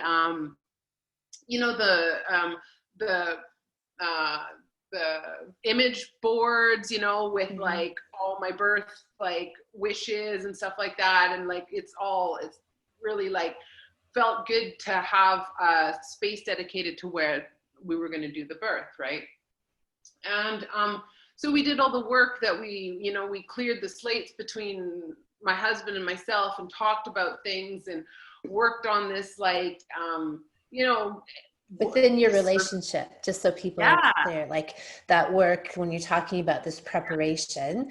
So you're talking about really positive visions of what you want to have, and then clearing any kind of debris or detritus within the energetic space of your relationship with your partner, because we talk about that being so important, that what shows up in bed shows up in birth. And so if we're within the energy of the relationship, and so the work, the preparation that we do is really clearing that slate and really making sure that we're deeply connected from a very authentic and honest place. And so when there's stuff from the past and unresolved issues, is that these things don't just get swept under the carpet, they show up. They show up in these very crucial moments like a birth. So you spent time working on that. Yeah, lots of time on that. Lots of time on getting to know myself better, getting the jade egg, Getting to know yourself better sexually.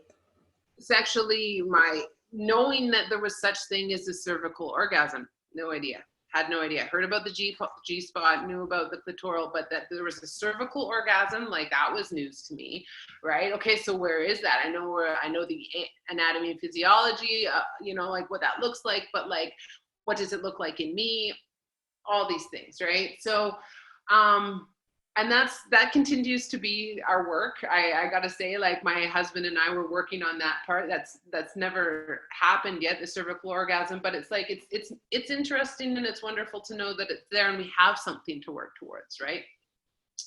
So, but yeah, continuing the work, and then like as we're working on all this, it's just like I looked on getting like assistance with the healthcare system to come here. Like, is there a midwife? Is there a doula that can come here and assist me to have this home birth? And at this time, midwives in Germany, they're so few and far between, and the regulations have changed because there's much more liability for them being responsible for like their assistance and everything. And so I wasn't able to find a midwife that was available at the time that we were having the baby.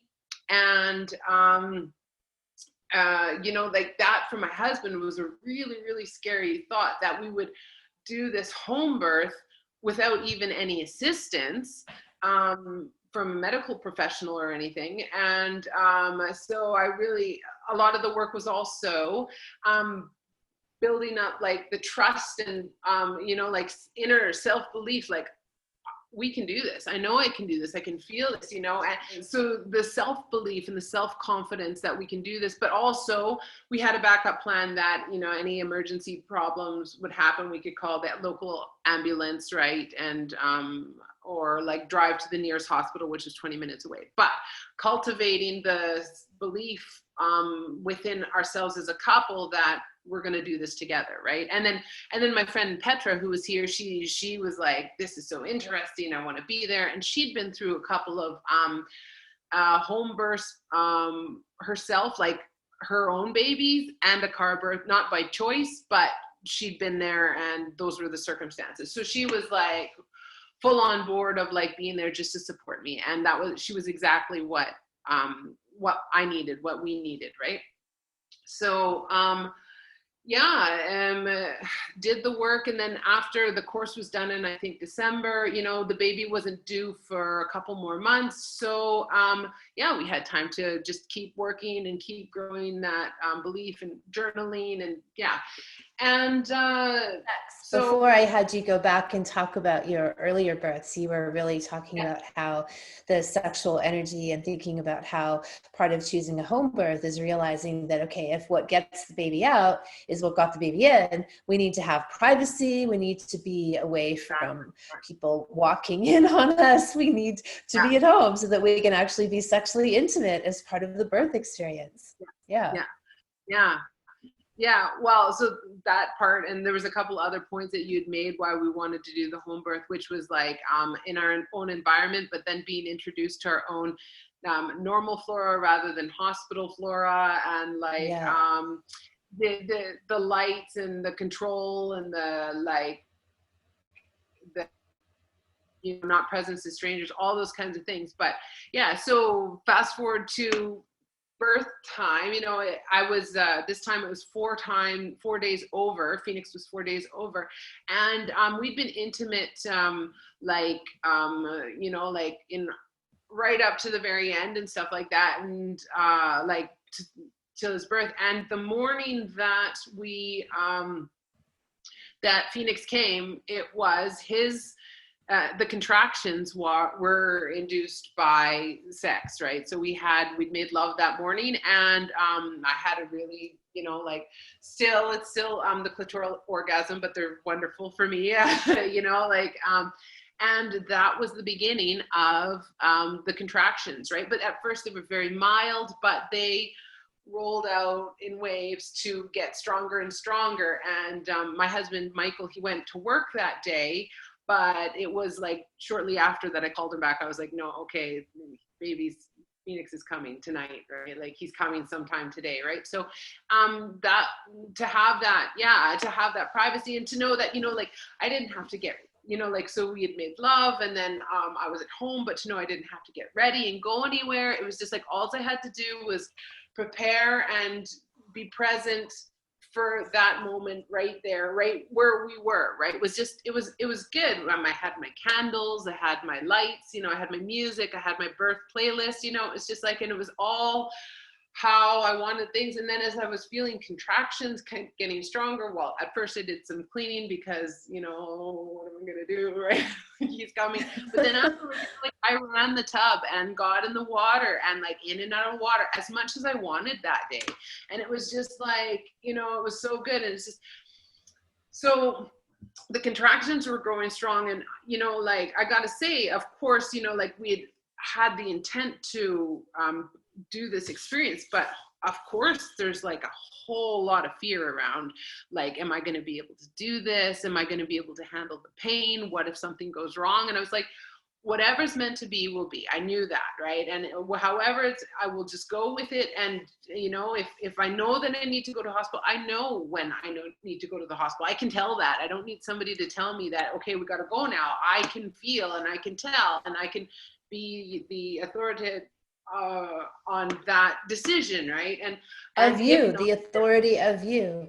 And I just wanted to say, what an evolution from, say, the other experiences where you're like, well, look, I'll know if there isn't something going right. I will know intuitively, my body will know, I will know. Beautiful.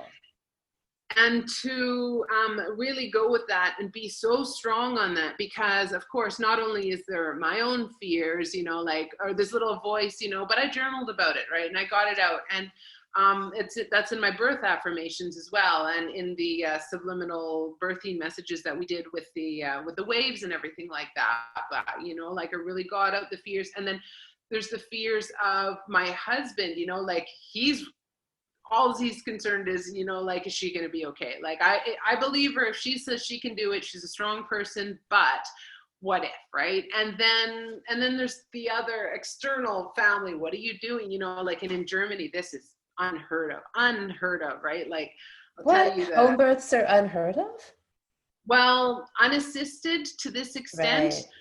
Uh, Right. they do them. They do them, and there's midwives, but there was a move towards them, and then they're kind of pulling back again because of the liability issues that I'm saying, right? Like, and so there's not as many midwives available. They're more liable for just circumstances than they used to be, I guess, right? That's what the midwives had told me, right? And you know, like, so like to have like an unassisted birth like that, it was like uh, lots of people told me you shouldn't do that, it's very irresponsible, and I was like, what are you talking about? This is like the most responsible thing I'm doing. I'm taking full and it's funny how Yeah. people think that you're being naive and that you're you know, I was just like, I am becoming so informed and so much more aware and doing like this internal and external work to come to this point, you know, like, how is that irresponsible, right?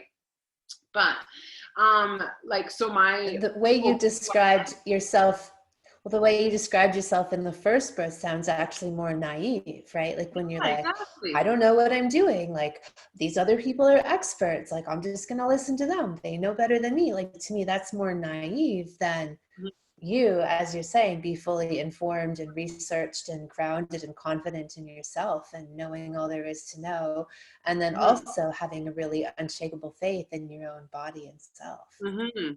Yeah, that unshakable. It was just like, as much as I had little doubts, it was just like, no, I can do this, right? No, I know I can, right? But to, you know, there's people, there's Oma and Opa who are, you know, they're knowing what's going on, and they're like, well, you shouldn't be doing this. And my doctor, who says, like, she cared for me up into the point, but I was like, I don't want to be birthing in the hospital. I want to do this at home, and these are my reasons. And I sent her some of your work and stuff like that. And yeah, like, she right up to the end said it was such an irresponsible thing to be doing, and how could you be putting yourself and the baby's life in danger like that? And I was just like, well, thank you very much. You don't have very much time that I can go into all of this, but my decision, not yours, right? Like, Good for you that you're getting it from all angles and mm, still able to hold your ground. That's amazing. well, yeah, but you know, like, just being conscientious of like where that comes from, and then not even go there with that stuff, because I don't need to waste my energy on like convincing other people. I need to be paying attention to like what's happening to me and take care of that, right? So it's just like, okay, distance. And so yeah, like well then, okay, so back to the day that Phoenix was born, like the contractions, you know, they started coming, and I was like, oh my God, this is really exciting. Like, I'm going to meet him today, you know, like, he's coming. I'm like, what if I can't handle the pain? But no, I can. Okay, so then I really, that's began going into inside, right? Okay, like, I did a lot of the circling, you know, because all my other births had been, you know, like pain medications had been, you know, it was the gas and the Dilaudid and like everything that, you know, like I've been given like to help ease that pain. This time it was going to be, I was going to do it on my own. Can I handle this, right? Can I breathe enough to get into it? Can I circle enough? And I really, yes, a lot of eyes closed and going in and feeling that. And it's just like knowing that this is every feeling that I'm feeling is bringing me closer to meeting my baby, right? And it was so exciting. It's just like, of course I can do this. I was meant to do this, right? And speaking about you know, having meant to do this, what I wanted to mention is that I honestly believe that this, because Phoenix was a surprise, because we weren't like planning on him, I think he really came to us to allow us to have this other experience, right? So, you know, to see that there's a different way, right? And you know, because it wasn't a choice that I would have made on my own, right? I wasn't gonna, I was done having kids. I'm 40 now, and you know, like, I didn't want to, you know, go through pregnancy. As beautiful as it is, it's long and it's very demanding of my body, and like, and another child, and we were good. So I wasn't going there again, but he came to, I feel, allow us to have this other experience that things could be different. So that's one of the reasons he came. I think there's many, but he allowed us that, right? I love so that. Yeah, he was divine, but I summoned him. I know I summoned him subconsciously, because I did a painting just before I was pregnant. I did my first yoni painting, and it was actually of like the tree of life and roots, because being in Germany is a new thing. Roots to ground myself, the tree of life growing, and in the shape of like a lot of fire and all that kind of stuff. It was a yoni painting that I'd done, and that was one moon. The following moon, I found out that I was pregnant. So I summoned him through without even knowing it. But like, and that it was a surprise. I was like, oh, and that's a really good reason when Michael said Phoenix for a name. It was just like, it's perfect, okay? Because there was fire and there's grounding, there was earth, there was birth from and renewal, and it was just okay. So divine, yeah. So all of this understanding, all of this this journey that I traveled that brought me to this point said to me, yes, I'm going to get through this and it's going to be no problem. But I was still very open to how that would unfold, because I didn't know, right? So the contractions came, and it was circling and spiraling, as you call it, and going into it and breathing into it, and going into the bath a lot. And Michael came home. He had been at work. He came home. He picked up the kids. He drove them to Oma and Opa so we could have our alone time. Petra was back and forth dealing with her kids, and then coming back to check on me. And then finally, I had a few periods of being alone, but then finally everybody was here. Like Petra and Michael were here, and all the kids were gone.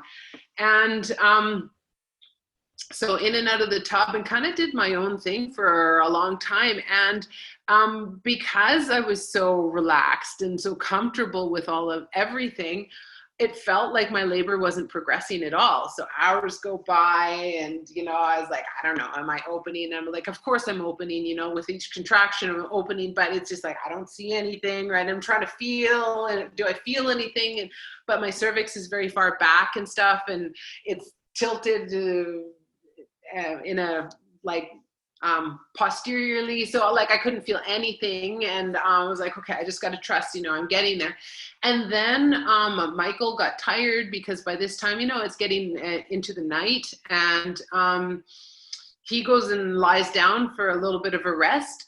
And I'd been in the tub, and I was just like, okay, I don't want to be in the tub anymore, and I'd been up and walking around, and I was like, I got out of the tub, and I was just like, I feel I need to lie down. And I ended up side lying on the floor. I'd made a nest beside the tub, and full of pillows and blankets, because we have a really big shower area.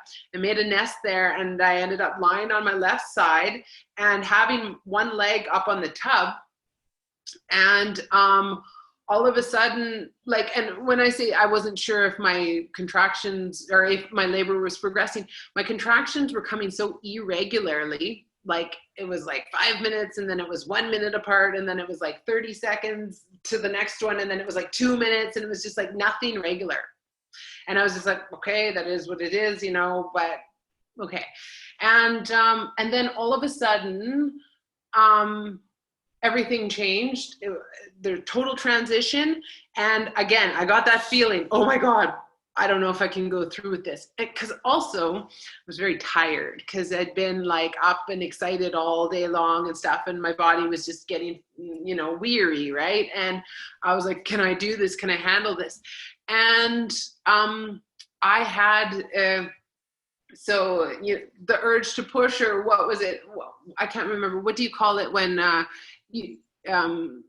the ejection fetal ejection reflex. the ejection reflex thing. Yeah, that because like I had no urges to push or anything prior to that. The contractions were coming. I was kind of breathing through them and circling through them and being warm in the bath through them. And then all of a sudden it was baby's coming time, right? And I had one big push and his head started crowning. A second big push, his head was through, and a third push, and the baby was out. And it was just like, boom, he was there. And I was just like, and I was doing this myself.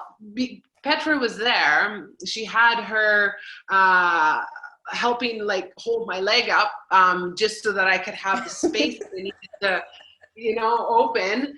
And she was there, but she wasn't being like, she wasn't in there in my face or down there or anything. She was just present, right? And supporting me like how it seemed like she thought, like not invasively present, just present. And so I got to do like all of it, like, and I was down there, yeah, and I could feel his head coming out. I was like, oh my God, the baby's head's there. And then I was getting all excited, and yeah, like, and then 3 pushes, he was out, and I got to pull him out of me, and I was like, oh my God, my baby's here. Like, we've done this. This is, like, and there was a few things like afterwards, like I was so tired, like just weary of my muscles and everything shaking. But I couldn't even, I was on my side. I couldn't even sit myself up with the baby in my arms and everything.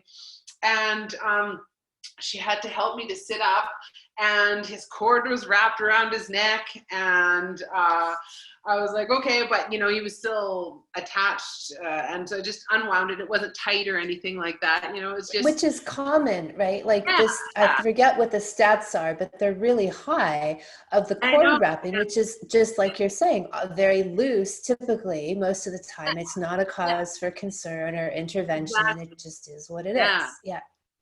And I knew that too. So that really made me feel, okay, this is okay. Like all these things are okay, right? Like all the things that were conditioned to really freak us out, like, oh, this is a complicated birth, or these birth complications, you can't do anything without the medical system. It's just like, no, and so like I read a lot of the birth stories and seen the birth videos of the people who had been like through babies that were born like upside down, or like, in the water bag, there's that one lady, she had the 4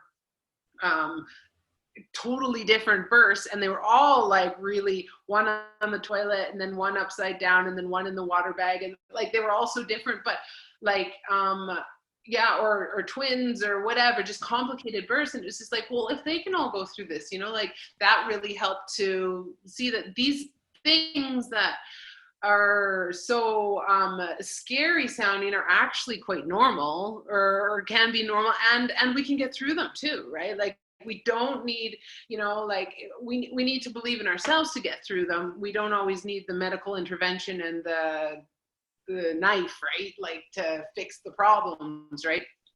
So, yeah, I just kind of, I had known you'd mentioned that as well. It's common. And so unwrapped the cord, and he had like, he was a little bit snarky, like he had mucus and stuff in his nose and his mouth, and it kind of like sucked it out or whatever. And then he was breathing, and it was very dark because we'd left the lights, and it was only candlelight in there, and so, but it was very dark. When I looked at him, and I was like, oh my God, he's here. And yeah, we left the cord on, and let the placenta like stay on for like 4 hours, because I wanted to give all the extra, like nutrients to him through the line and through the placenta, through the umbilical cord. But we had also wanted to, I did homeopathic medicine and placenta encapsulation with the placenta, right? So there's time limits. Beautiful. That you can, keep those things out in the open before it starts to go bad and not be able to be prepared anymore, right? So we did the 4-hour time limit or whatever, which was also different, like I had no idea that, like you could, it's a good idea to wait, right? And I knew I didn't want to do lotus birth. I didn't want to be walking around with like Right. for like 2 weeks or anything like that. But, like give it that extra time and also then do the preparations with the placenta like I wanted to. And so after that, like I went back into the tub. Eventually the placenta came. It was like maybe 5-10 minutes afterwards, birthed the placenta. And then like, that was kind of a juggle, like getting the placenta in a container that I could carry around with me. But then I wanted to go into the bath. Him and we had a bath for, it was our first bath. And it was so, I get to do whatever I want right now, right? Like my baby's born, he's here, he's beautiful, he's strong, he's doing great. He had good APGAR scores, right? And, I was free, and we were free to, like hold him, and he never left my side, right? And so, we washed, and then we had a nap, and afterwards, like I worked the placenta myself, cut the cord, and prepared the pieces that we needed to send off and freeze and do all our medicine with it. And it was fantastic. It was just like, we did it. Like we were so proud. We were so, and it's just so confirming that like, yeah, we have this knowledge, we have this wisdom inside us, we have the ability to do that. Like, thank you, right? Thank you for, it was a divine timing. Your course came exactly when I needed to know this stuff, right? So it was like, so it was very, and you'd mentioned some things like, once you go through a process like that, like once you go through like knowing like what you're able to do and stuff like that, your response to the rest of the world when they tell you this or that, it's just like, no, that's not how it is for me, and this is how it thinks for whatever your ideas. But like, you're so much stronger, you're so much more, like you stick to your guns because right? Because you have that inner knowing, right? And so it's been awesome. This is an amazing point here. Like what you're saying about the rebirthing process. And this is such a huge thing that gets overlooked in the rush to kind of tell women, oh, it's okay that you had all those things done to you. At least you're healthy and your baby's healthy. Maybe that's the case. But overlooking this incredible rebirthing, self-actualizing potential that lies in every birth for every woman. And, I love hearing that was already, very clear to you, that your confidence, your knowingness, your inner knowingness, and not really taking shit, right? It's like, you can't tell me what to do and override my knowingness, because my knowingness is me. I have my own truth, and you may have your own truth, but I can stick to mine. I'm not going to be subjugated to yours. Yeah. Because, and we needed that, the amount of like strength that we needed to have within and stand up for what we did, knowing that what we did was right, against the system. When we got back out into the system, it was just like, because people were wagging fingers, and how could you do this? Like the doctor, my OBGYN, which I haven't gone back to since, because like, you don't need to treat me like that. Like, wagging her finger, and she was like really flustered, and like, like just really taking everything, like our decision personally, that it could have been like, I don't know, like high risk, and it would have reflected on her practice or something. I don't know, like that. Like, but like she was, I think it just offends them that it goes against their whole, every bit of indoctrination that they've received, right? That you can't do this. They have to help you. And you're just not trying to, but throwing it in their face by saying, well, we did it and we kicked ass, and, without a hitch, girl. Yeah. So she was one of the ones that gave us a lot of like, like problems afterwards. And then also to register a baby here in Germany, you need to have attendance of a midwife or a doctor to sign to say that that baby is actually came from you. Otherwise, it's breach of like, or close to breach of like possible human trafficking, that, okay, if nobody else witnessed this baby coming out of you, then who can say that it's your baby? And it's just like, well, I know it's my baby. My husband knows it's my baby. Like, I was pregnant 2 weeks ago and now this baby's in my arms. Yes, this is my baby, but you need to have a professional to declare this for you in this country. So, and we didn't know, we're like, okay, well, let's see how. Our thoughts were like, okay, like get a little bit informed about that stuff, but we really don't know how things are going to roll out. So let's just, have the baby, and maybe he'll be born at home, but there's a chance if we needed to go to the hospital, it could have been born in the hospital too. So we didn't really, like look into it too much. And then it was afterwards, then we show up with this baby, and you got to, like do all these tests, and you got to declare that. And people didn't want to declare that it was my child, right? And so to get registered and even have a birth certificate and stuff like that it was a big struggle here.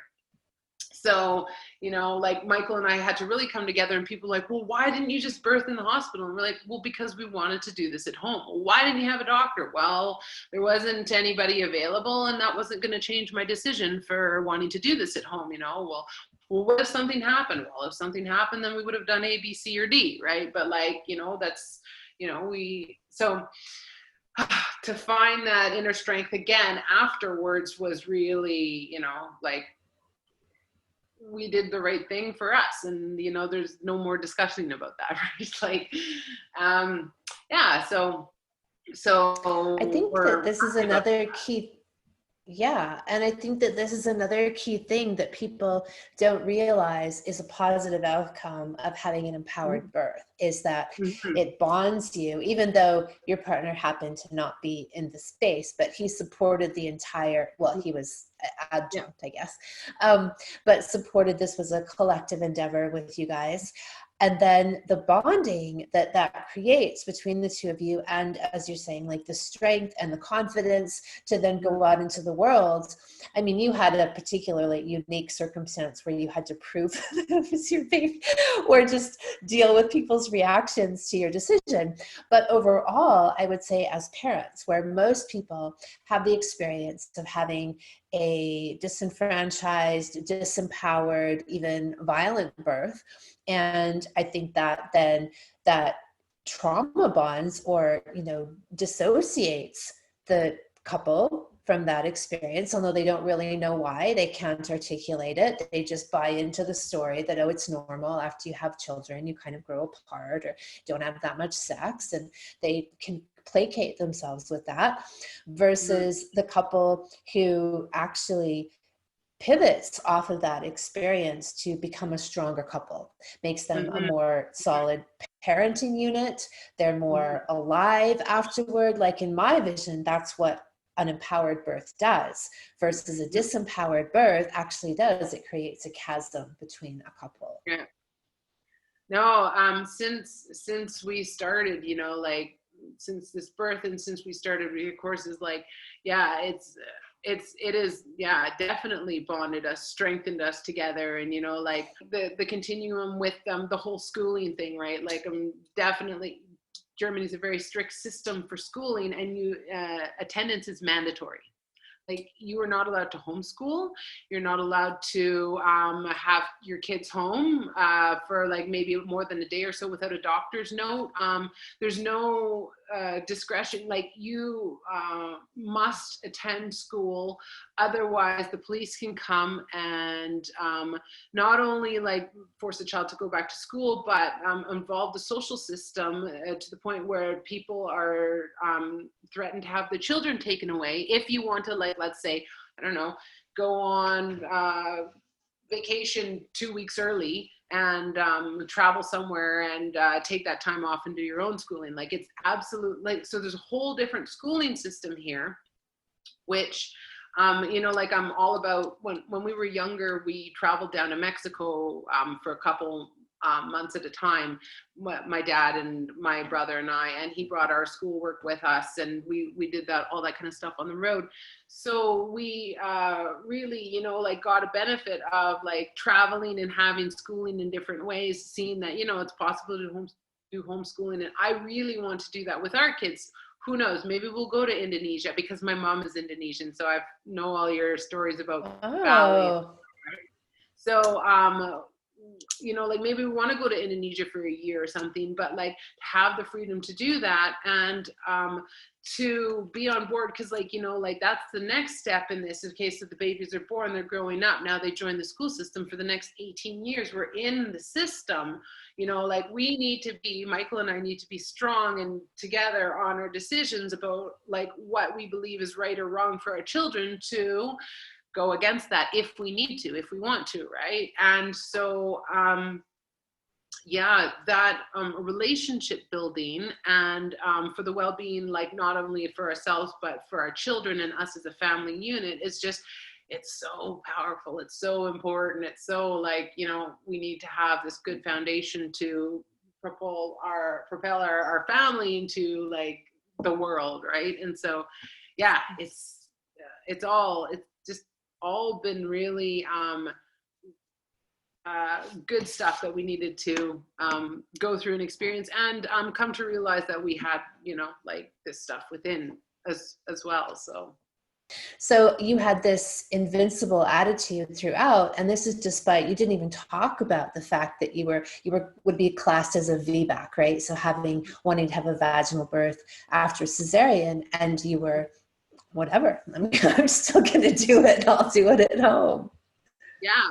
Well, because I would have to say, because I'd seen so many of the other birth stories and read some, and heard the other women who had done it, like, it was like, okay, well, they can do it, I can do it. And it was really about just embracing the idea of opening, because my OBGYN, she said, you shouldn't be risking something like this. You're high risk because you could tear. And my response to that was, okay, well, I would be tearing if I was too stressed and tense and my body wasn't ready to like open up to this baby. But if I could allow that opening to happen, if I could allow the space to be created and just surrender and let things happen through openness, then I really believe that I could go through with this. That was the one thing that I needed to overcome, was being too tense and out of my control, rather coming to be open in this. So beautiful. Mm-hmm. Was there anything that you would want to say to women who were perhaps where you were at some point, like unsure and doubtful? And I mean, I think you've kind of said it throughout your story, but is there anything else you would say directly to them? I would say just really open to that possibility that, there is another way. And like, really, I think the big thing for me, and even at this time, has been the message of go within, because, as sometimes we don't know what to think by looking out in the outside world. Sometimes we don't know what to believe. Sometimes, but like, my strength has been within, learning that, like, when I go there, I will find the answers that I need. It's a lot of inner stuff. So be open to it, and be willing to have a look on that inside. And that's a really good message too during this Corona time, right? Because the world is actually telling us, and it's coming into fall, the world is telling us this is the time to go within. It's a really good time for like inner reflection, inner work, inner knowing, so yeah, go within. It's powerful. Fantastic. Thank you so much. And I'm so happy for you, and just amazing. Your story is incredible. How amazing were all of these stories? I want to bombard you with them so that you have more positive programming to overtake any of your past negative programming.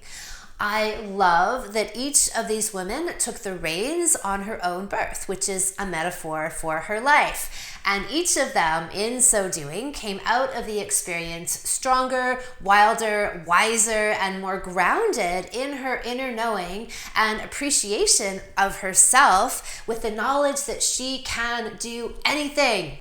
This is the biggest gift and parenting preparation that women receive in birthing their own children of their own volition. And this is what millions of women every day miss out on, and they don't know what they don't know. I believe that so much PTSD, i.e. postpartum depression, self-loathing, and lack of parenting confidence could be totally transformed in women having a natural birth through their own power. Transformed into bliss, confidence, empowerment, and a strengthened inner knowing that serves us in all areas of our lives.